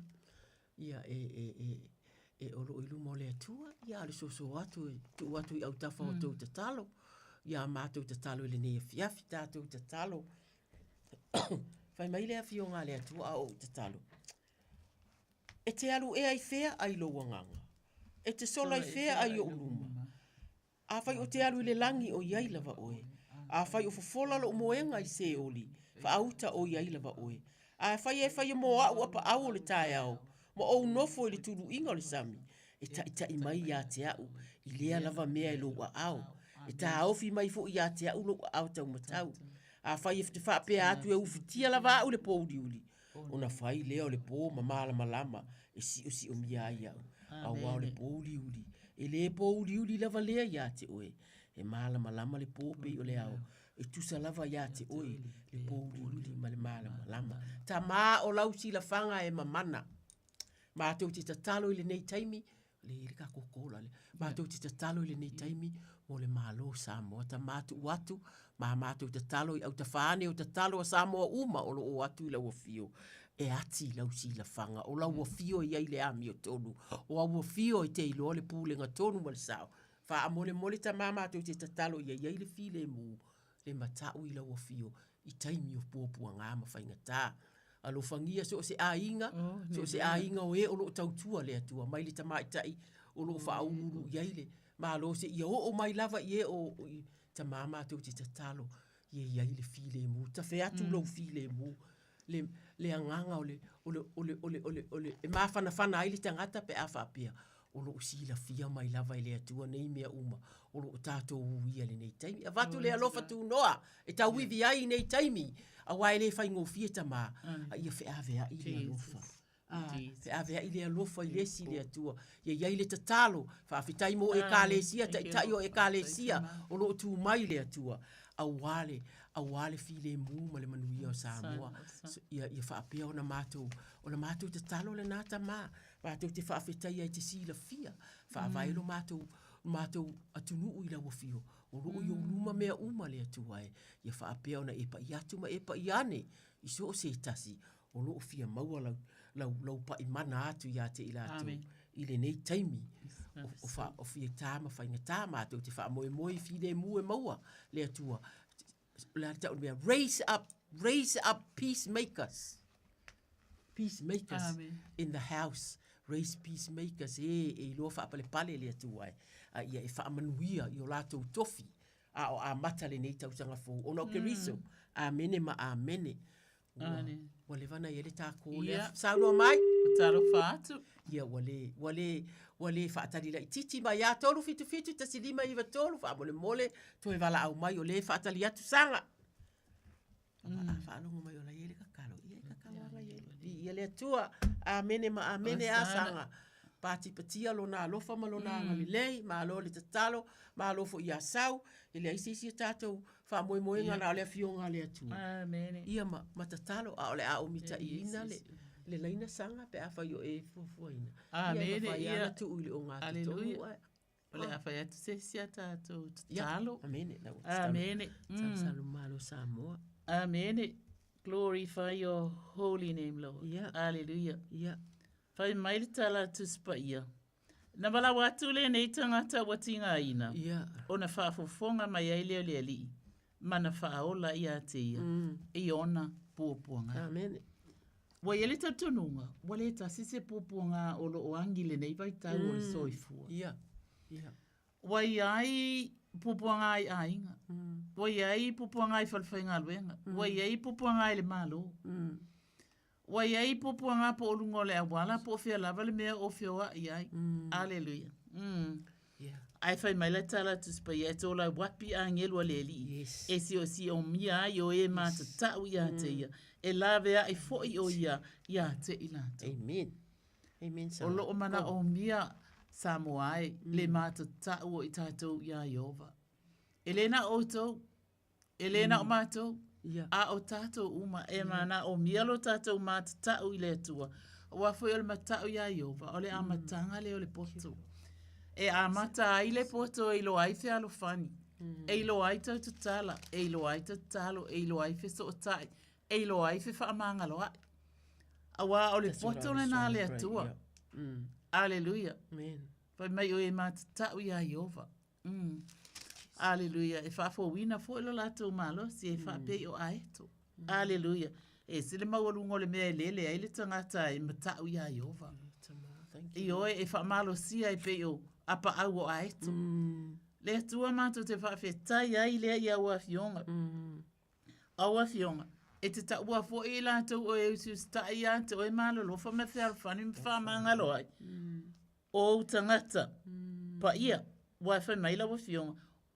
O tau nā o na tangata pa ia. ia o tau matatau i le ali. Awa, ele ai se mea e mativa ai e matatau ia te ia. Oka e se matango fio le upo le atua. Ele ai se mea e matatau. Wai lo umare ele tamalo le nei o ta vita le tupu. Ia, tata. Mea malava e tupu ai le fia o le atua. E tupu mai ei whamanianga le atua. E tupu mai le whamalolonga le atua. Aleluia. E wia, ele o ta vita fo yo le tangata e angasala. Ai whaftai le atua. A ta talo ma le whamawala, ma le whamaoni. Ma le ilo le atua o lo ta pua iai, ma vivi iai. O wafionga la ia. Whai mai. E whasiotia ele malaia le wani o leanga. O ilato fo yo e wa ino. Ye wani o tun. Whai mai e whaasala ina ilato. Aleluia. Whai mai e whaasala ina ilato o e tangata ino fua i les tangata. Aleluia. Whai mai e la vea i le ali i nganga o ana au na e wha e le whaasala ina fo i so lato o e wha atua i ate. I tama e mātou te tatalo ina le nganga o le wha atua tangata i ate. A wha atua e tali tonu ina le mana o lo fina ngalo. O lo fina ngalo. Ia whea alo whani tangata. A wafoi. Po le a lava se isi lava a o le sili o nei mea. O le alofa lea. O lo fina ngalo ia whea alo whani au tangata. A whea alo whani. O lona winga. Ua mawale nganga le whamanga loa. Ua mawale nganga o whaaleleinga. Ua whaalelei ei fo i mātua ma whanau. E whaalelei ei ainga o mātua ma uso matuangane. Alleluia. Oh, glorify your holy name. E whaalelei ei vai tu tonu e kalesia. E whaalelei ei vai tu tonu o whalewhainga ruenga. E whaalelei ei vai tu tonu o le malo. E whaalelei ei vai tu tonu o whalefono. O yo vai. E mamalu lava oe. E pa ialo suafa. E aona mātou wha maua lalo. Maifo, matau tau oe o le atua moni e tō tasi. E le aise atua e tu sama oe. O le atua o le na whaia mea uma, ua uma o na whaia mea uma. Ona e tu umaile ia i mātou e whaia ilo mātou sa olo tonga i le whaao ngā ina. Alleluia.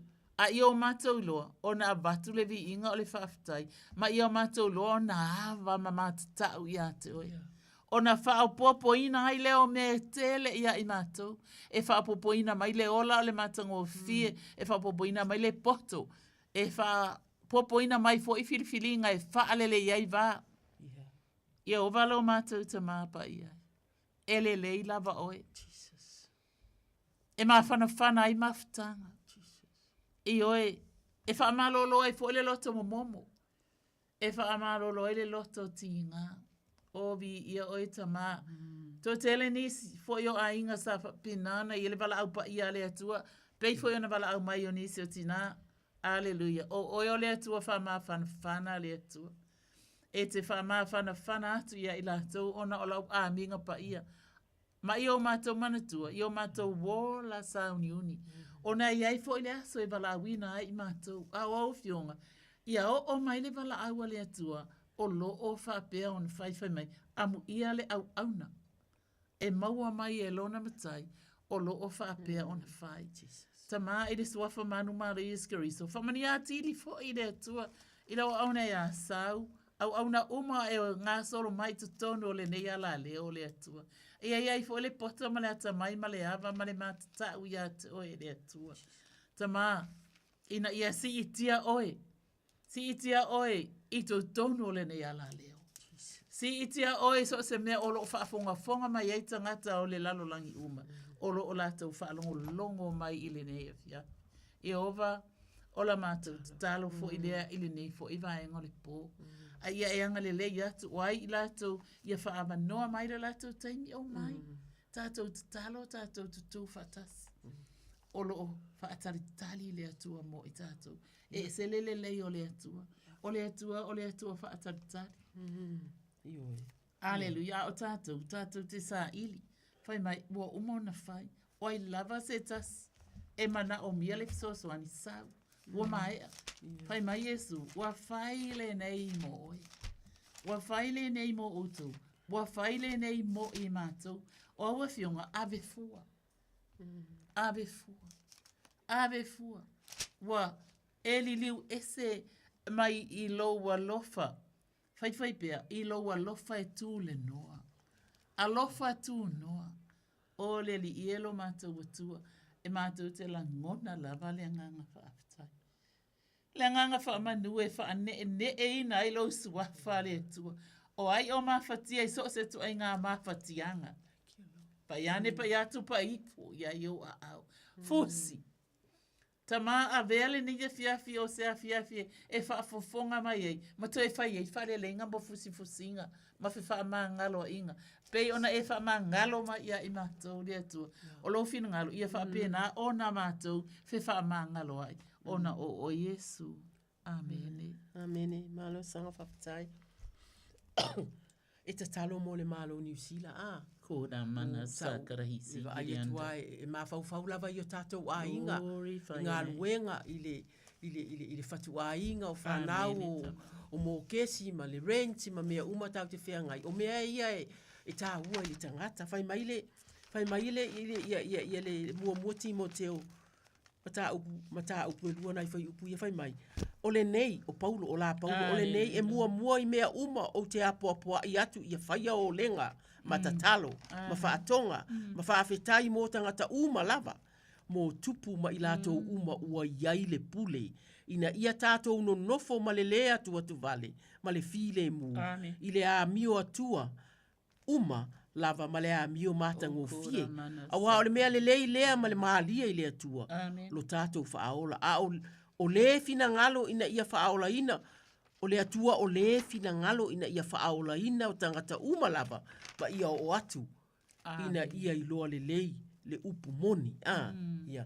Io wau au le mātou ta mā, ia e pei ua mātou ta talo atu ta mā I le neia fiafi, I le mālo New Zealand, mātou te ta talo I le whaasoasoa ina le ta mā, I whiriwhiringa o lo whaia, le whaasoasoa ina o mea tau tupe. A wā, whale mai, ma o ta ngase, o a onga, o a uma mea ta mā mātou te ta talo ai. Whai mai lava Paulo a mātou ta talo mo e olo I le pule, I so se mea mātou iai le lalolangi. A manuia foi. O lona winga, mātou te ta talo ia lato filifilinga ta mā. Ia po le a lava le poto, po le a le tamai, o le a le mata utia o ni manatu e manao e whaia mo le malo, polisi o a umata o mea. Ta mā awane I ngalo ia I lato tangata, awane I ngalo a inga, awane I ngalo tangata matitiva, awane I ngalo e olo wha moe le benefiti, awane I ngalo nai whanau le atuae, le atua mātou te tatalo wha mole wha o yo lato loto manganga, awane I ngalo pei o le anganga leo la wafio le atua, awane I ngalo le tangata pōpua ngatia le atua. Ia o atu I taimi e whai, ia lato whiriwhiringa I te tonu o whanotanga, ia le atua mātou te tatalo. Ia lava le to o lua pe to o tolu, te tolu o nei whaapotopotonga, lato te tu uina atu ia mata upu, o le a o ngana ia mātou whanau le vai aso fou, le atua mātou te tatalo mo mātua, ia ma le tāpena atu, le tāpena I tupe, le tāpena le tamao ainga. Ia whaoai uma o manuia, o whaamanuia ina e maua nai whasi tupe ma whai ai o nā aonga. Ia ai le whaapea e whaapea nā mātua uma. Ia mātou te tatalo I pili o aonga, o mea tau le aonga le atua. Mātou te tatalo whaamanuia. Whaamanuia ia le income I te tonu so se a inga lava. So se ngā luenga o ngā lue ai le atua. Ma mātou I te le fina ngalo ina ia oi o mātou ainga, I te fina ngalo ia ilo file mu. Ia, o le tatalo atu lea mo le malo I whaapea na ia mātou, na ia mātou ainga whanau, mātou te tatalo mo tupulanga uma Samoa le atu ai. Whamanuia, e ua latou maua onga e o atu ia universite o a uma tu ainga whaafetaita mā. Whamanuia malutia I latou, o le matautia o le poto o le lalolangi lea e tawhisolo nei ai mātou te tatalo ia iei le ava. Ia iai le ava o le tamaititi Samoa i la uafio, e manatua le launga i le aso sā, e manatua le lapata i a mātua, e manatua le lotu i le afiafi, e manatua le tinala e punou, e manatua a ole i oso le fale i a vai fale le ia mio ta mātou te tatalo le atua, a wane i ngalo le atua ia i la tau le ava, ia le latou, le matau, ia le matau i le atua, ia manatua nei mea ta whamanuia, alo umo Samoa o mautofi ini a onga university ia e maisi fo ina ia mātou whanau i polisi, intermediate, ia ma primary school, si whapena fo ia kindergartens, a onga umo lo ia ile atua ia whamanu ia atu ia ila tau, tā pena mae anai, mātua tā pena fia visiona le a inga, ina ia o ina whanau le atua, ta whi atu le tōwha ia ila tau, e whai ia la tau filifilinga, ia o le tatalo lea mole nei, taimi ta maa whaafetai lava, ona o ke risolo mātou wali. Amene ma amene. Pei ua mawa ai atu e, asa upe e le awhaina le pongi sāma i o tātou lainga. E ia i lava le maalama lama e susuru o le tatalo, ia le ato e tāpena sanga. E toi whaise sia tātou tatalo. Ia o le winga le nao le tātou polo kalame. O le tatalo mo, o e whaafetai, mo tina matama o lo tatalo mai a inga i le nei polo kalame ia so uma whaamanuia le atua. A o e tatalo mo le si tangata, ia whaapenao na tali le atua, mo au tatalo na e whai mo oe o le atonu o se whaamanuianga lea ata. Hallelujah. A le atu ia sanga. E whaia se sia tatalo, ia la sa pena atu fo i mo se tatalo pe a uma. Amene. To God. Hallelujah. Ia ole tala tispa ia ile yo sua mo fai upe iwa ia fai mai o te le i fai atu ia te oi ia e wha malosi maloto tele awa e te fefe awa e te matau awa o Yehova lo watua o lo o ia te oi Oina te tatalo ai sanga. Amen. Oina te tatalo ai. O lea o te tatalo mo tangata fefefe ngofie. Fefefe ngofie. O tangata o lo o iele popole. Ile nei vai tau o le soifua. Wa tele me tutupu mai. A wai ui lawa i me lai tutupu mai Samoa. Ai e to tele a inga o lo o iei o lato a inga i Samoa. O tato a inga uma. O lo o mawhati ai ma oso ele popole. A lea lai fai mai. O te lei fai atu i atu ui. Ia e wha malosi maloto tele. O lo o iei le me o lo o mana o ai le tua. Tātou loto te tele, o le mea la e mana o le tu, tātou sa ili atu ia te ia talo, a ia. Hamai, awa e te fefe, awa te matau, awa o mea tu tupu mai, e whaatupu matau li to o tele o tangata. E iui na lamati ai fo le soi fua o isi tangata, ai awa e te fefe, awa te matau, awa o Yehova, lo watua, o lo o ia te oi, i mea uma e te alu i ai. O le mea le mana o mia, awa ne i ngalo, pe te ulu fafo, pe te ulu fali. Pe tātou te oiwi, ia tātou manatua, o na tātou wala awi lea tua, tātou wōma oe. Tātou wō tai tō lua. Tō tōnu o tā vale ma mea, ina ia ele ngata ina leo leo ina i tō tōnu o ilunga o wala. Ai leo leo ina i tō tōnu o mea tātou te o iai. Ole nei vai tau ule soifua. Wa tele tu a inga mea tu tupu mai. Peifu ona tātou whalongolongo atu. E tutupu mai mei Samoa, ai te uta whalonga tūlei tautawa i misa mai eis tangata. Alleluia. Praise God. O le mea lea, o le tātou tatalo le nā, e tu ina atu ia, le upula nā le atua, le atua e lo mātou talita. Ia e sila mai. Ia e matua sila mai, i fofonga o le na e whaauina. Awa, e sili le aso e tasi i lou lotoa, i aso e afe, e sili foi, lou manatu, lou manuia, o te tū, i le whai tutoa, o le whale o lo atua, i lo le manau, e mau i le whale o le ami o le anga. E tele mea le leima o loa e maua, ai e iai le isi vaenga o loo tupuai, e iai o loa e maua le lei, e iai fo isi o loa e maua ona o ami o le anga. Au lea lai feta lai mai iai le atua. Whai mai o le atua o loo mātou tarita ia, e sila mai o ia, e matua sila mai i fofonga o le na whaauina, awa e sili le aso e tasi, i o loto a, i lo le afe e sili, I lo manao. Amen. O e nā foi. O nā whetalai mai lea tua wa ma whaingata ana wa te lele manao. Ele leile mana o I mea lele. Leia mawali so ani ma le whafaninga. Ai ai si manao. Ia waile li ma te te. Aleluia. Talo atu I le atua alofa mai. Alofa ngia e lau a fio. Ia fina ngalo maloto tangata ina ia wha atupu lo malama. Awa Yesu. O oio le ali o le malama. Na e sau ina ia o matou maua le malama. A o lo fina ngalo. Ia o matou maua a tili ai lava. Aleluia. O lo fina ngalo ia o matou lona sava vali. Ia o wala. Ia o matou lona matou whaalongolongo. I laua fionga. Ia o matou I loa foi. Ona matou vava ai le atua. I mea olo o e fina ngalo ai. Ina ia teu wina o matou loto. Teu wina o matou wanganga. E teu wina foi e wai e taimi e te se ele sabali. E te se foi le taimi e ave ele tabali. Ai pei tai. O lea ua toe peta lai mai le fionga pa ia le atua. Ia leo ina. Ia sili o na leo ina. O lo loto. Na ilo le leo ina o mea uma. Ia po le peta lai foi le atua. O le atua o lo matou taritaia. E sila mai o ia. E matua sila mai. I fofonga. O le na whaauina. O I tātou umalaba o tātou nau I le atua. O lono winga tātou te mana o mia le whaau unga le atua. Pe no foi tātou no le whale pe uru whafo. E mana o mia e tātou le whaau unga mana le atua. Aleluia. E taitaina. E mana o mia le whesoa ani sili le nganga pa ia. I to tono lo soifua. Malo o wola. Aleluia. Wa fai mai. Wa fio I fo le nganga pa ia. E whesoa ani ia te I tātou. I taimi o whaingata. Ma taimi o puapuanga.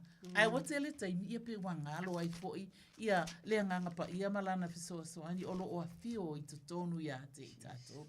Fio atu Yesu I le langi. Ai fio I fo le nganga pa ia. E fai ma whesoa ani I lo fafo ma lo fali. Ia lo ta oto fo I moe ma lo toi fo mai. Leo wala fai mai le tae au. E ala ia Yesu. Amen. Amen. Thank you, Lord. Wow. Toro fitu te silima I vatua e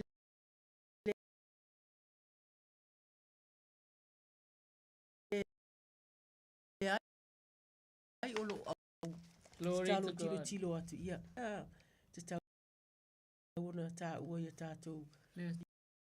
Iafi ai ia maisi lava mau te talo e te tau ona whai ele. E tele le mau te talo. Amen. Glory to God. Ia wa au le mātou ta mawhawhitai o lau o fio i te whamalolo, o lau o fio I te whaatūlai.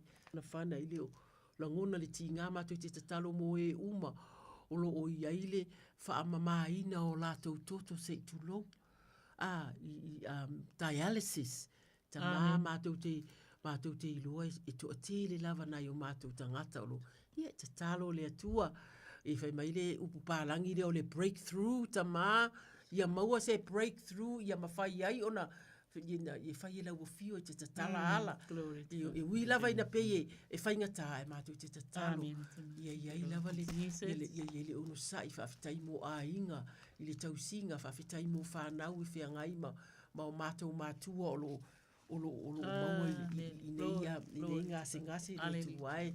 Tau whaamalolonga le atua e moni lava o lo o iai tu o le tino o lo whaale tunu ai mātou te tatalo mo I tu tino o lo malolosi e iai le vivii le atua e iai le vivii ma le whaitau o fionga le fia le atua e taimi e maua ai fia e le tangata lona tino e ina whaalo atu I ti ngata ma tatalo whawhitai mo whanau tausia na I o mātou tangata whawhitai mo e o lo o afoi.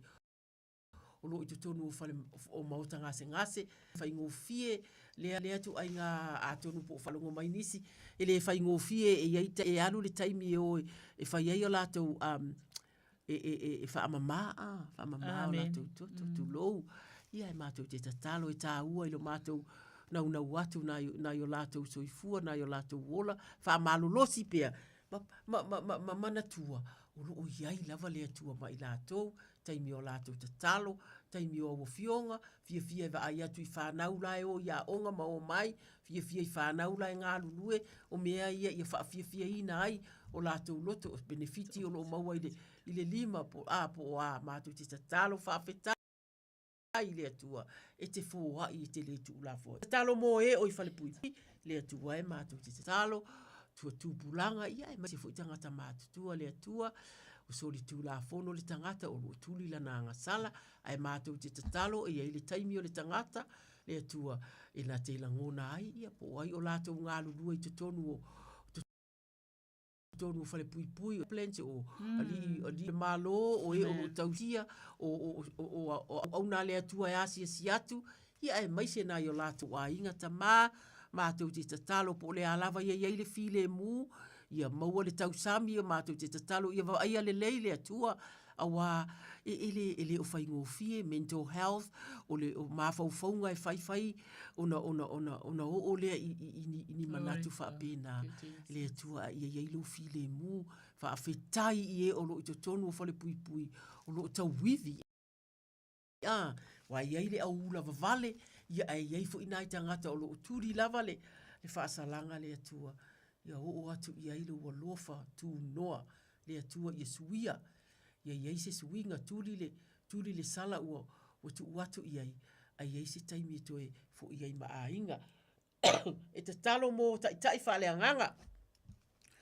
E nei tau sanga fau visiona mo e ka le sia. Oh, glory to God. Visiona mo le whaatuputupuina o le malo le atua, pe ona whetalai Jesu, muri mai a te au, ona avea leo o tōma, whaiwhaiva.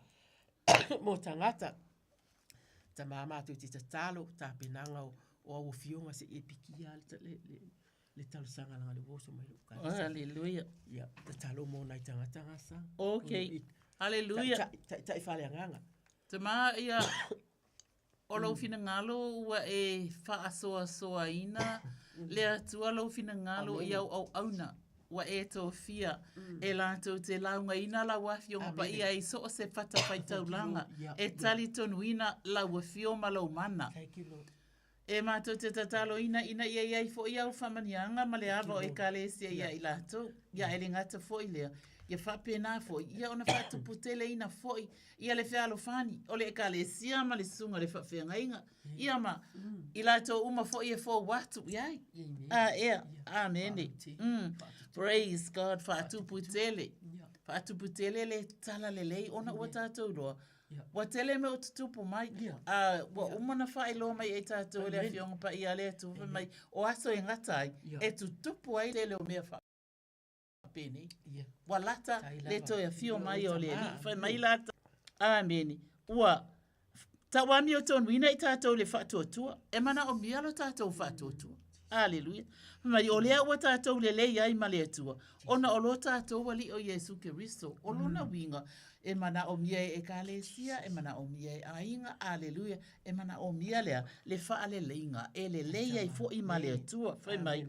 O ia foi o tātou maua mai ai nei, le taita inga, whawhi taita ma, e mātou te mana o mia umalawa lau taita inga. E le leilau taita inga e tonu. E le leilau taita inga e sao. E whaamawhanawhana e whaamanuia, whai mai. E ia alofa tu noa. Oh, hallelujah, whai mai. O mawaile nei taita inga le nei alofa tu noa, tātou te atua. E mana o mialo tātou wha. O mita te ilo o e maa umai tātou uma. O tangata mita. Ele mana o la tātou te mita vale. A I o tātou mita. Alleluia. Fo I tātou ma le wha moe. A e. I le manuia. Mai le atua, le ua mana tā ua atu. Tu sunga I whaafea inga o whale tua o e kalesia. Alleluia. E maua lai tātou, le mita uma.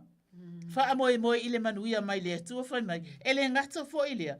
A ua tātou mita fo I puapuanga.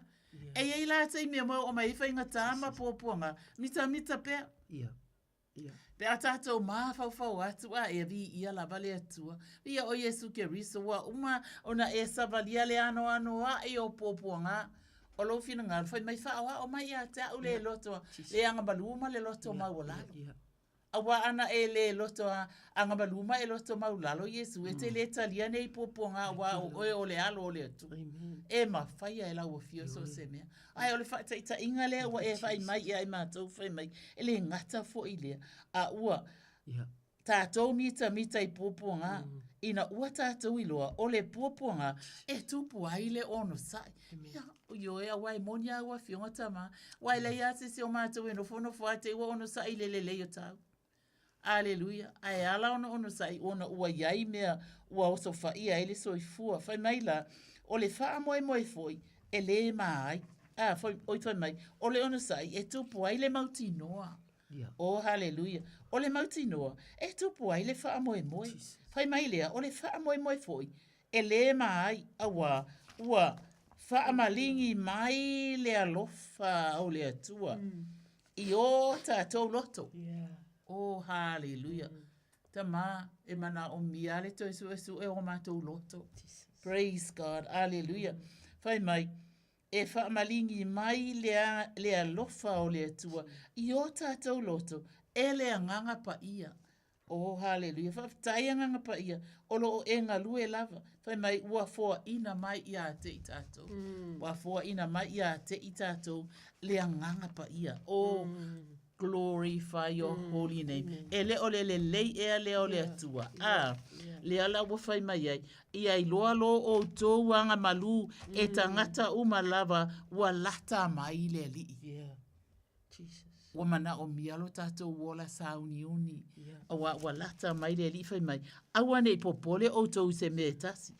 A ia whaelo atua o tōu mana o i mea. Malava i le atua. I le tatalu. Ma le whaatonga. A toa mare whaafitai, e ai le awhi le nei.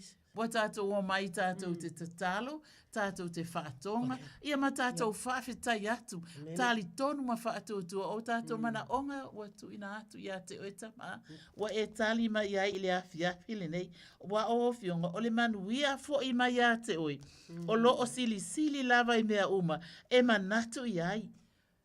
Ele ngata ina sili mea umata aifai mai e leo ina ai o tau loto a toa ma o tau mawhauwhau. E mana o mia lava ta male mau e mātou loto le lei ma le mawhauwhau le lei. Amene. Ia ke riso Yesu awa o lawa fionga fai mai le au soe o le toi upu le nei o mea uma ua moni. O mea uma wa tauleleia, o mea uma wa tonu, o mea uma wa mama, o mea uma wa matanga o fie, ma mea uma wa longoleleia. Fai foi o se isi a mi o lelei, po o se tasi mea evi ia o tau natu, e ia lava mea. Oh, hallelujah. O mea foi wa o ina ai o tau ma o tau talia, ma o tau wha alongo iai, ma o tau wa ai mai a tau. Ia o tau whaia ia lava mea. Ia whaafetai lava. Whaafetai te whaamanatu mai. E te whaamanatu mai ia te imatou. Mea mātou te manuia ai. O ia manuia wa e fua e mai ia te imatou. O manuia e manuia i leo langa nei. E manuia i fo i leo lai whaavavau. E ia vi ia o e tamale alo male nganga pa ia. Whaafetai tele Yesu. Amene. No, malo sanga. Ia. Le lau tatalo mo missionary umalava, tatalo mo e olo o whanau o alo Samoa o ngā ruru e tala le lei so se atunu o le lalolangi pe o wha missionary i la tau tatalo mo taitai o ekalesia i New Zealand nei ia po Samoa foi tatalo mo le sunga ia lui Bonifacio male au misiona o Uganda. Lo Uganda le taimi le nei o le tele o tamaiti tauta talavou la ia tātou tatalo ina ia mawhaia ona whaia i taimi nei le mea lo e whai mai le fionga le atua salamo e se lau tō sifuru walu whai upe walu mai e whaataunu uina le li o mea uma moa au le li ie e o i le whaavavau lo walofa. Aua e te tu la fo ina le ngā luenga o au i o au lo mātou tamā whawhitai mo e o tu uatu o lātou soifua lātou wola le atua ina ia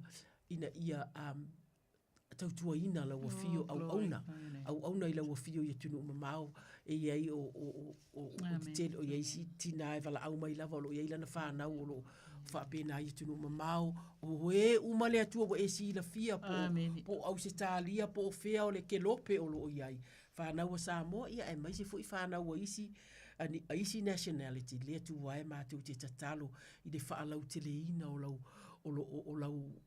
o lo malo whaale anganga i le ngata i le vaai au tangata ua talia le ali e whai ma whaaola ma o le vaai i ngā luenga o le manuia ma mea whapena tatalo mo le malosi courage le tatalo le toa o le toa o le toa o le usi taina o le anganga malana whaasinonga malana whaasinomanga malana taitainga i mea o loo iai te talo ina ia whaalangolango atu talo mo lui male au tala vou o loo i Uganda lea tu wae ia iai le malosi lea tu wae le ea ese lea ea ua iai ai mātou ti talo ta ua le finau ma le fia o tangata lea tu wae lea tua whaalau tele ia tupu masanga tupu no malo lea tu wae ele ngata ia lui male ekalesia o isi ekalesia lea tu wae o isi tai o lo inu sida nei o lo naunau ta inga lea tua wha evanga lea ina o atunu uma manu o lo iai le atua ia whaapea na e alofangia la lātou ngā luenga whaalango atu i la wafio i le manuia e fia maua e mana o mia mana o mia le tupe mawhai ai o na ngā o ioi nei mea uma i le mawhai o na o le atua e o wālele le atua mātou te tatalo i le lo i tangata i la lātou watu tolu alenga fundraising ma mea o latou whaafea ngai rea tua whaamole mole te talo atu ia una i ina loto o tangata ina ia mawhai o na latou whaatupe ina ia mea i le nei taimi rea tua te talo mole ngā luenga le whao ngā ina o le tangata a oile mission field rea tua ia sasa atu ia lo iloa pe na whaafefea ona e maua le ali i mea uma le moli mau rea tua ia malosi rea tua ina ia whaalongo ai le o loo fia maua la wafio le atua ia ma whaatou sina atua ai le atua te talo mo se lenga o iei lui ma le au lea i lea ma uma le atua le se lenga o nganga le se lenga o le fia le se lenga o le au na i la wafio le se lenga o le matau le se lenga o le whaamoe le atua le whaamoe ua le aise whaamoe au o toe maua nei le whaamoe mātou te tatalo ia whaatupu ia au fionga o lo ina o lo launga ina tatalo ile tatalo o lato mawhitanga tatalo o lo ieta pa iatu pa iane pa iifu wa au le atu wai ile ngata ia New Zealand nei ia o Samoa whanau o Samoa le atua mātou te iloa o lo ifafo ia tunu ia ulopa o mea uma o lo ieta awane ingalo ila wafio po le alava le vevesi mai o Israelu ma Hamas ma mea e pe eva ayatu whaafefe mai a mātou te tatalo le atua o lau na fio mai lava Keriso ina ia whaaola ina tangata ina ia salamore tangata ma ia ona maua le ola e whaavavau e ala i le talitonu le atua mātou te tatalo ta whaamanuia a inga watu ua whaamanuia watu ua ona o le nau ina ia au ila wafio ia o le tatalo le amo le nei taimita ma whaafetai lava a tonu e whaavanoa ina laina ina ia avatu ai le tatalo i le afiafi ona o Keriso o uvala awatu ai on mai a mātou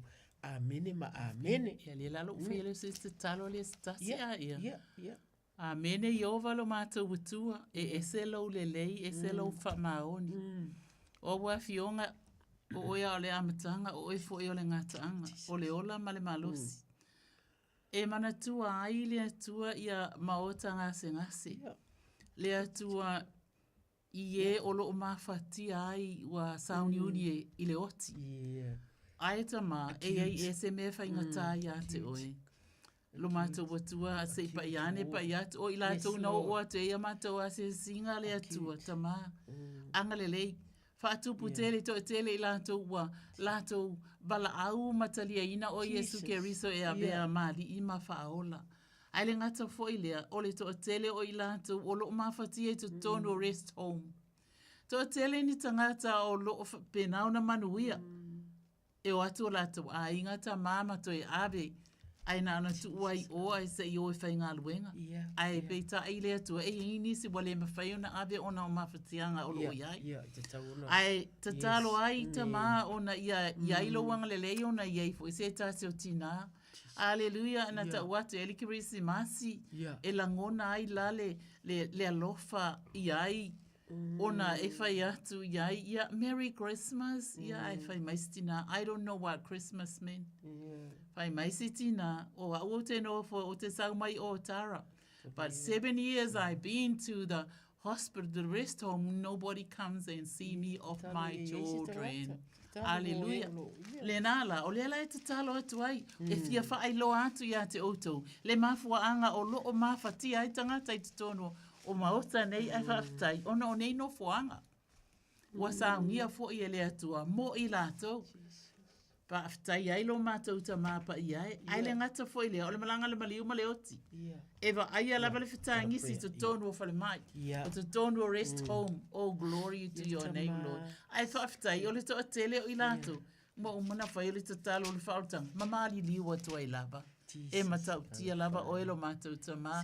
Ai, o la mātou ta talo le atua. Ia e whamanu ia i lato uma lava. E lena o i mātou. Wa i lato uma o lo o atu. E tā la i lo fina ngalo. O lo atu e whawhanga tangata fia a ai i shopping center. Ia fo i lui ma ane pe ona tā ua. E lena se e kale sia o lo o lato whaia. Au e kale sia uma o lo o lato whaia le fina ngalo. Pai ma Yesu ke riso. Aleluia. Mai o. Aleluia. E fai mai anga o lo ke PCE pa malo Yesu. Ele ai ama se se o to e ai le aso le tau samanga. Ai vai. Fai mai le se o to e tofo.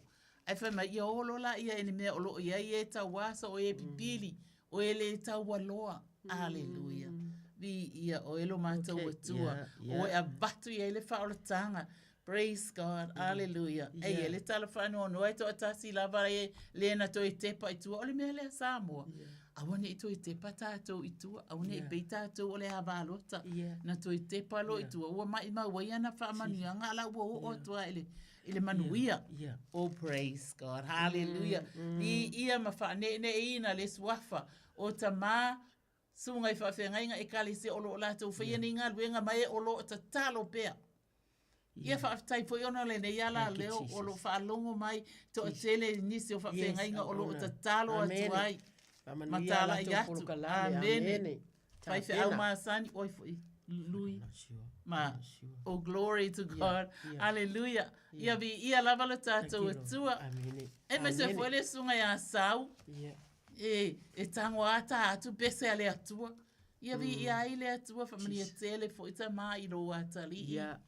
Malana au nanga si ona ainga le urufafo ma le urufale o ngā luenga e whenga ia. Ia ma ila to uma e o lo whai ngā luenga e tutono le ne iala leo.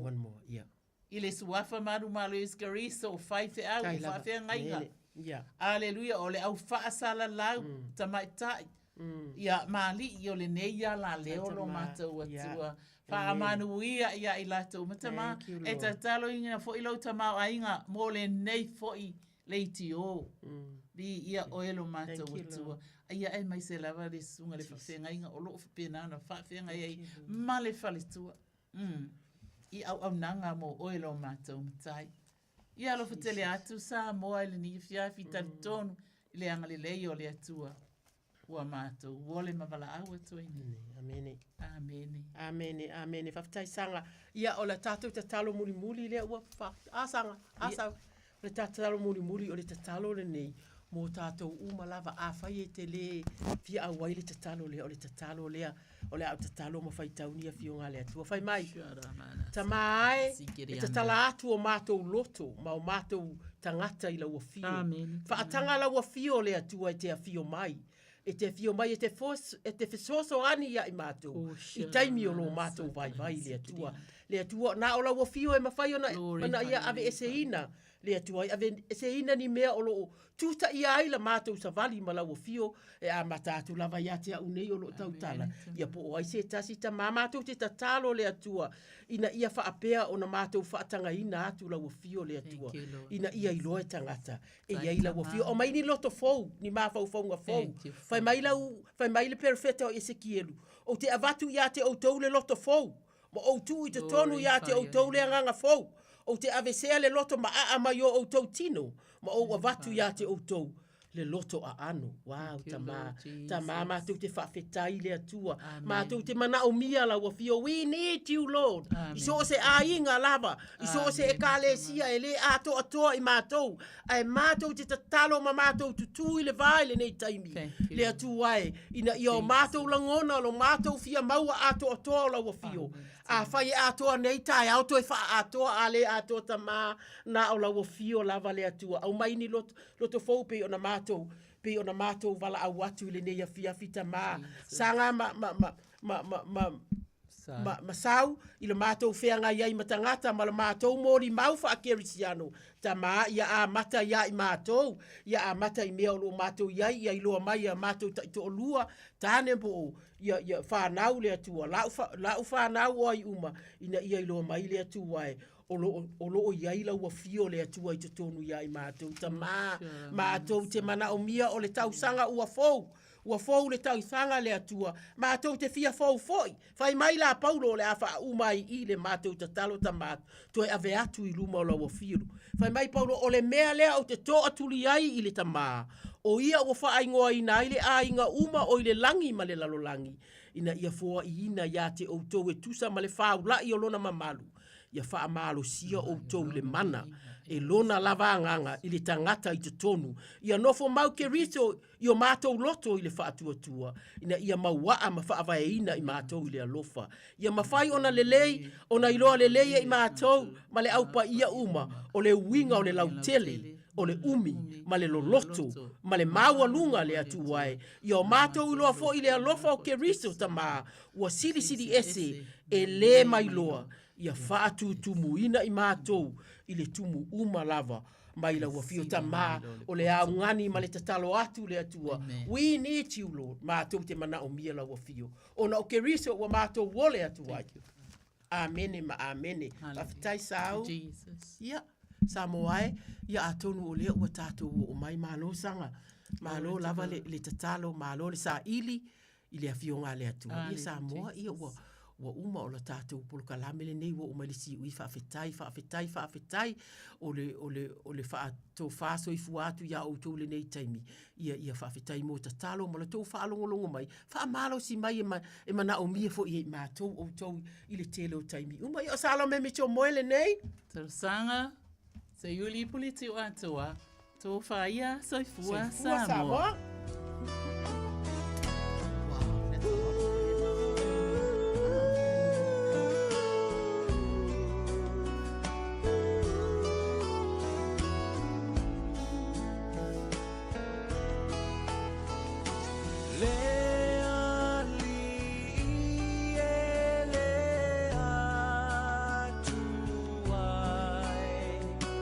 Le fai mea e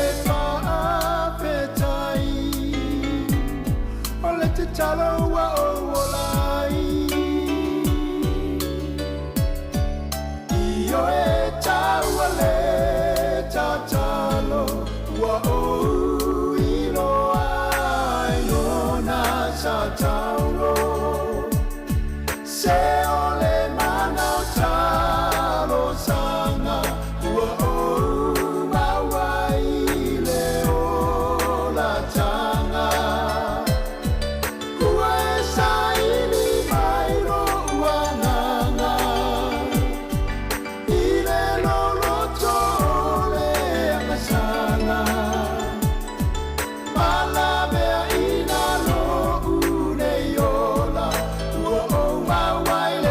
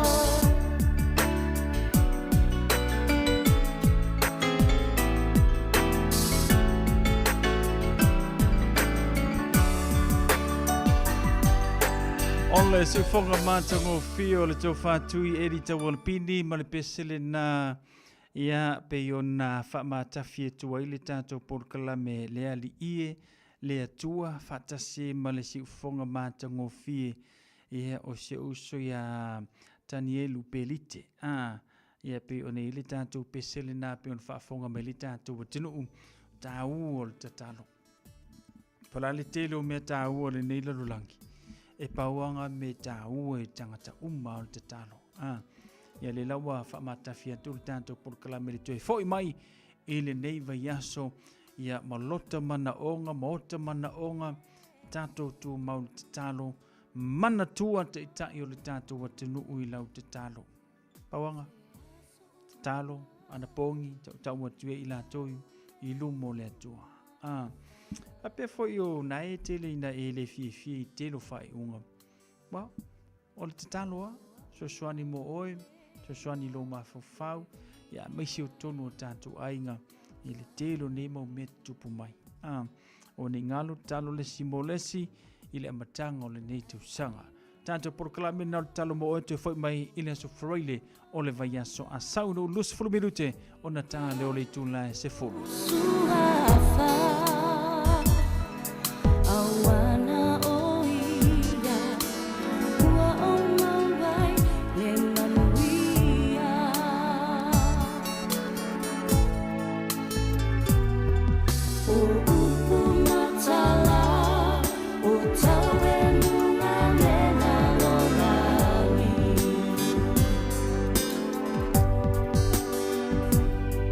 Safai fai mai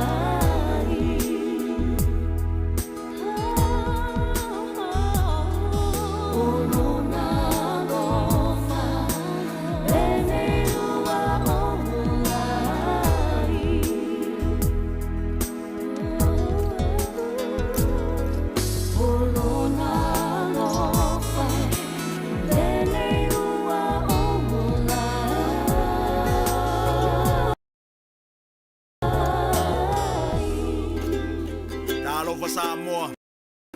Waule nei o kasputi alu. Aeva eva mai ina se fulu lima iwa kolu. Amo.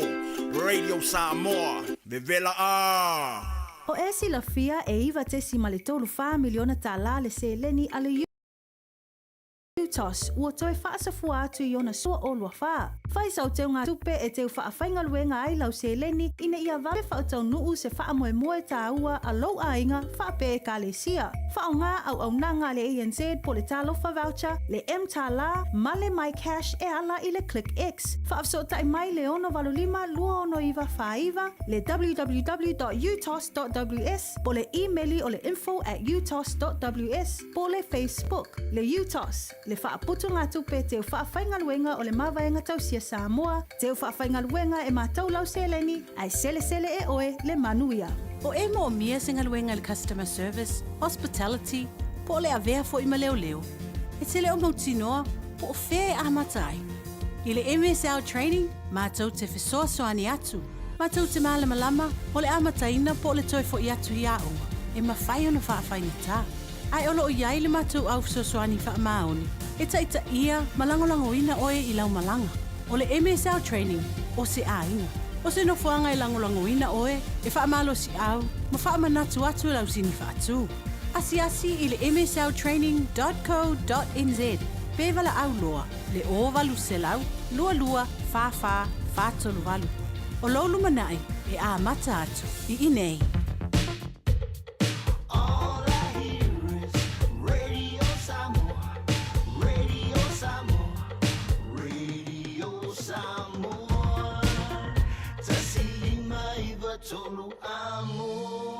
Radio Samoa. Kasilima i wakolu amo. Laua tula ma le tātou te miliwanti sifurulua minute le tona tālau le tula sifuru whaatalo whātu tala le leiti ana manuia marolongo le nei a fiafi alo sina a ati whaatel whaata se mai salo te Collins alo whātu manuia marolonga ia pe o nei ele nei vanga le fiafi.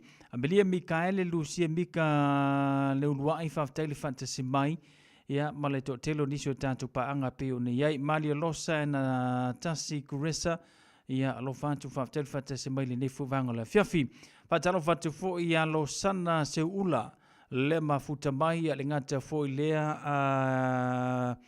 moas fatel fata se mai i moa faletongo fatel fata se mai le tisio ia mai lanto umala pe ma umali tanto por kalame ani anga i malo ia le fu fata se mai sina leo ma lo se fu manuia lo fatele mo to manuia manolonga o le nei fu vanga o le fiafi ia nei tato fafi fianga le nei o le taurungo le tato por kalame le tato no le tulans fulu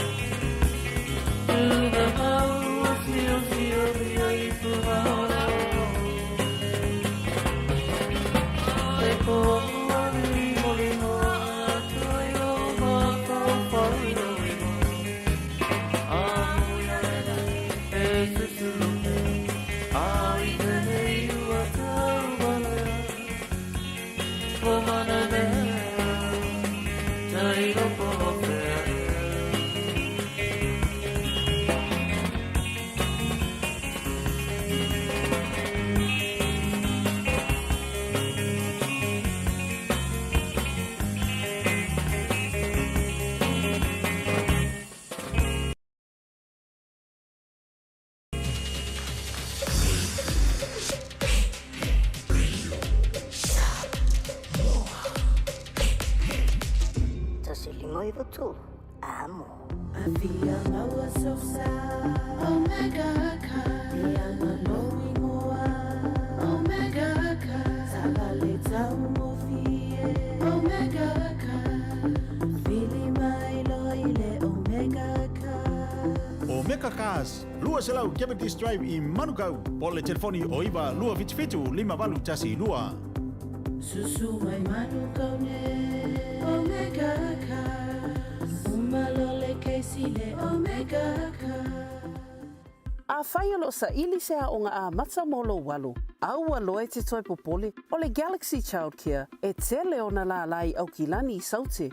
E toa tele whaia o ngā ngawaa o le a o ina le whanau e iaia inga whapitoa pe a le sitala lo walu. Tolus fulu i tū la, free. A vanoa le vēna le a onga mo whemalanga inga le whanau, free. Maua mea aia le whanau, free. E iaia inga whapitoa. Mo nisi whamatalanga, whafso tai le o lua tasi, o valu tolu, lua fitu, lua iwa fitu. Ua na o le Radio Samoa se furulima iwa toru a mo e tautuaina o e ilaungangana fitu aso le vai aso. Lau tula male tātou te mila wati le nea fiafiono minute ia o na tā lau le tula sfulu ma le tawalunga fulu nao le tātou porkalame a misa le tātou tautua i le nei fuivanga le fiafi. Ia, moli antu ia whafte tele le tātou tunu le fantasi mai mafuta mai ma le tile ini fulu tautua a le Radio Samoa ilo mota malu lawa hawala ma fu le lana tautua pe ona whaiwhaipea wale tautua ina le tātou. Tino manuia le long weekend, manuia fo ia malolonga le nei pofi roi tātou. Ina salulu le lo famulanga le lei o le tua sau si fulu se seu fa soi fuia.